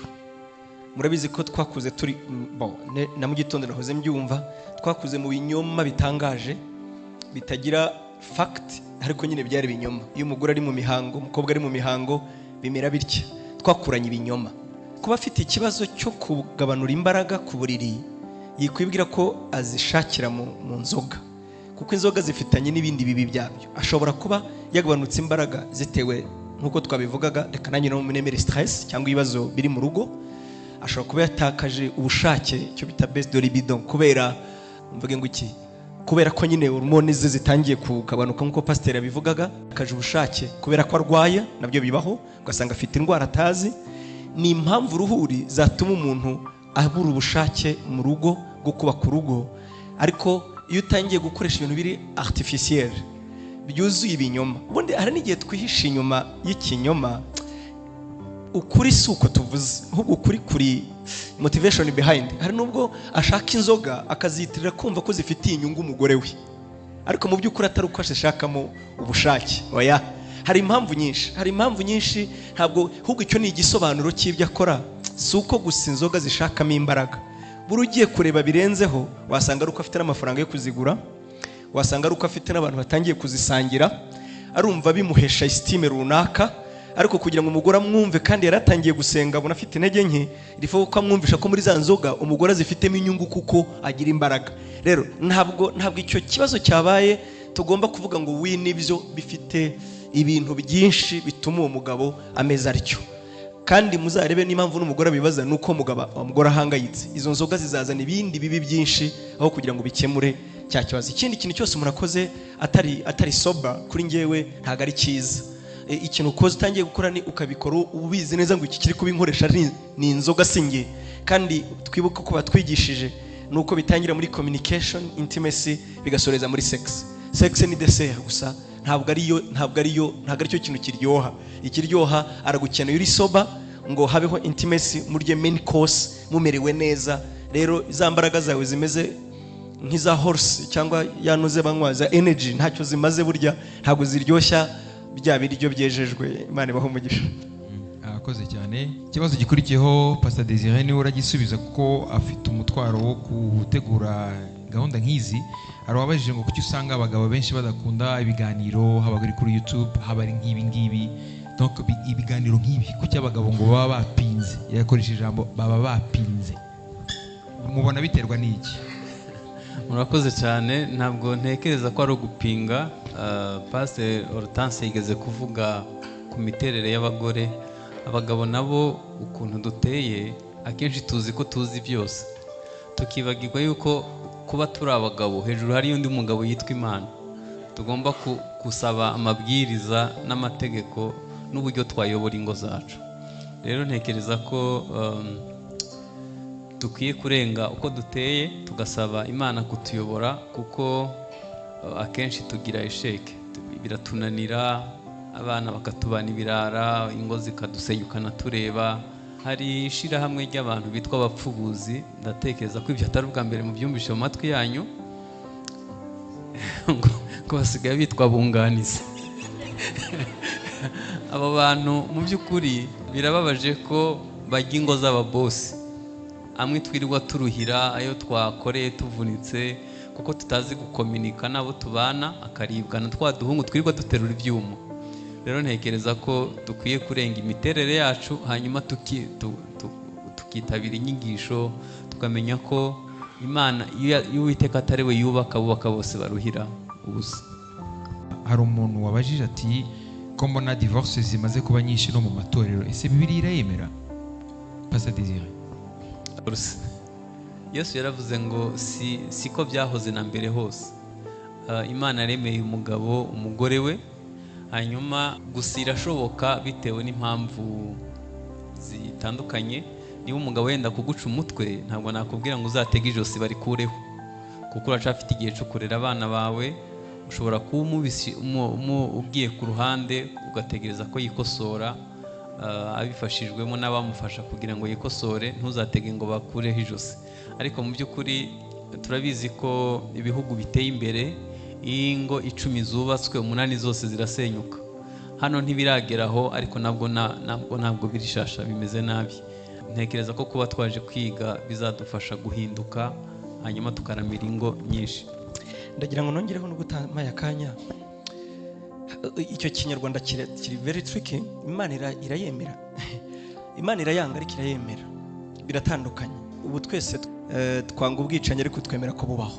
Imana yanga, ubwo yarabyivugiye, yanga gusenda, yanga gusenya, ariko kandi kuko nta kundi tubigira. Yesu yasobanuye neza, basa n'abamutega imitego, ariko niko Mose yatubwiye, arababwira ati yabitewe n'irari ryanyu. Rero kuba Imana nkuko yanga ibyaha, ariko ntabwo ihakana ko bitabaho. Rero ntabwo ari Imana ishaka, si Imana ikunda, si ishaka ku ngo, ariko iyo bigeze kuri nkuko abivugaga, hari ubwo nyine yemera ko bibaho, ariko si ikikunda, si ishaka, si twifuriza. Nayo mpamvu dushimira abagerageza kwigisha ingo, kugira ngo turebe ko nyine divorce twayirwanya. Igira ingaruka nyinshi cyane kubo dukunda kuruta abandi. Nabahe yenda uwo mushakana uramwanga, ariko abana bawe urabakunda, ugasanga byabagizeho ingaruka. Nkunda kuvuga nitwubaka urugo twubakiye ku marangamutima yacu gusa, tuzaba twikunda birenze. Urugo rurenga amarangamutima yacu, urugo rurenga ibikomere twagize, urugo ni runini kurenza twebwe, niturutekereza dutyo tuzarurwanaho kugira ngo rudasenyuka. Imana ibaho umugisha. Ariko kubera impamvu y'isi aho igeze, hari ubwo njya nibaza, Pastor Yenda araza kudufasha, hari ubwo njya nibaza hari ibyaha Pawulo atasize mu isi ku buryo adafite n'inama yabidusigiyemo. Ndabaho urugero, abagabo bubatse ingo babizi ko ari abatinganyi juste kugira ngo, hari uwo nze ejo bundi yasenye n'umugore, ariko ntiyasenye kuko ntiyubatse. Nyine yaramubwiye ati ese uzapfa utampaye akuzukuru.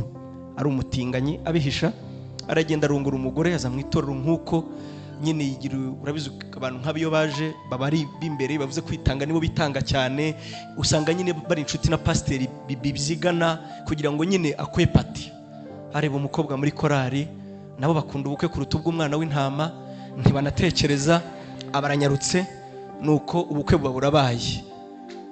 Abyara umwana, amaze kubyara umwana abagarutse kuri wa mugore we wa mbere kuko muri we yari umutinganyi.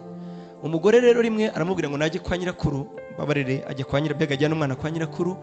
Umugore agira amahirwe asanga yibagira urufunguzo, asubira mu rugo. Agezeyo asanga mu nzu, ko umugabo yari yamubwiye ngo agiye kujya kure, asanga mu nzu harafunze. Yumva ibintu biri mu cyumba hasi hejuru, ahamagara abaturanyi ati sinzi ibintu byanteye mu rugo. Baje bamena urugi, basanga umugabo ari kumwe n'umugabo mugenzi we. Aramubwira ati nagira mbikumenyeshe, sinigeze na rimwe ngewe nkurongora, si ndi umutinganyi, uyu niwe mugore wanjye depuis. None niki cyatumye nzana? Nashakaga umwuzukuru, mama yantumye.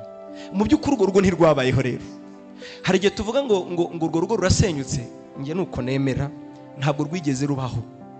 Au commencement ntirwabayeho, mu mitekerereze y'umugabo ntirwabayeho, ahubwo nyine yibeshye urugo rutarigeze rubaho. Nituvuga rero ngo abantu batandukanye, wowe uzavuga ngo divorce Imana nayemera, ariko ntirwigeze rubaho. Kuko rero navuze ngo hari ubucakura n'ubugome harenda Pawulo atasize, sinzi uko nabivuga ngo abitubwireho. Niyo mpamvu nk'uko yajyaga avuga ati natwe dufite umwuka wera. Ibi mbivuze nk'udafite itegeko ry'umwami, ariko nk'ufite umwuka numva ari uko byagenda. Nshuti zanjye, ibyo ntubyitwaze. Hano najya bavuga ngo nguranye ndumva ntakigukunda ndakuretse. Oya ndagusabye, nk'uko navuze urwo rusumba amarangamutima, rusumba twe. Niba wararongoye umugore ukarongorwa n'uwo mugabo, ntitugatwarwe gusa nuko twumvise amarangamutima yagiye hasi cyangwa yagiye hejuru. Twubake ingo zacu zisumba ikintu cyose. Imana ibaha umugisha. Umugore w'umukristo mu gihe yamenye yuko umugabo we amuca inyuma, kandi akaba azi ko agomba gukomeza kurangiza inshingano agomba umugabo zijyanye na sex, ese ashobora gukoresha agakingirizo? Ntabwo byoroshye. Reka mbere kuvuga ko agakingirizo katari icyaha. Agakingirizo ni uburyo bumwe bwo kwirinda. Uretse no kuba yamuciye inyuma, hari abantu babana badahuje stati, umwe afite ubwandu bwa sida undi atabufite. Biremewe nk'abashakanye ko bakoresha agakingirizo kugira ngo birinde muri ubwo buryo.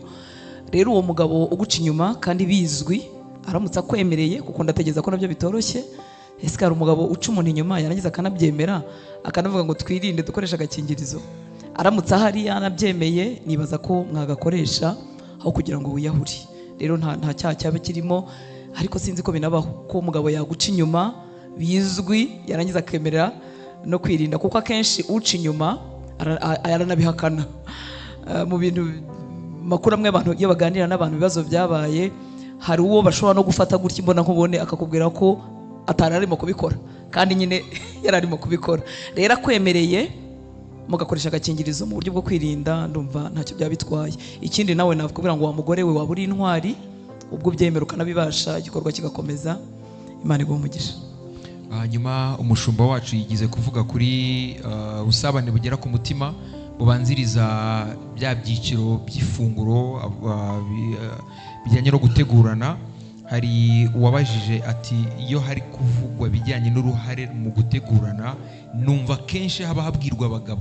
Ese hari uruhare umugore akwiye kubigiramo? Uranyumvira di?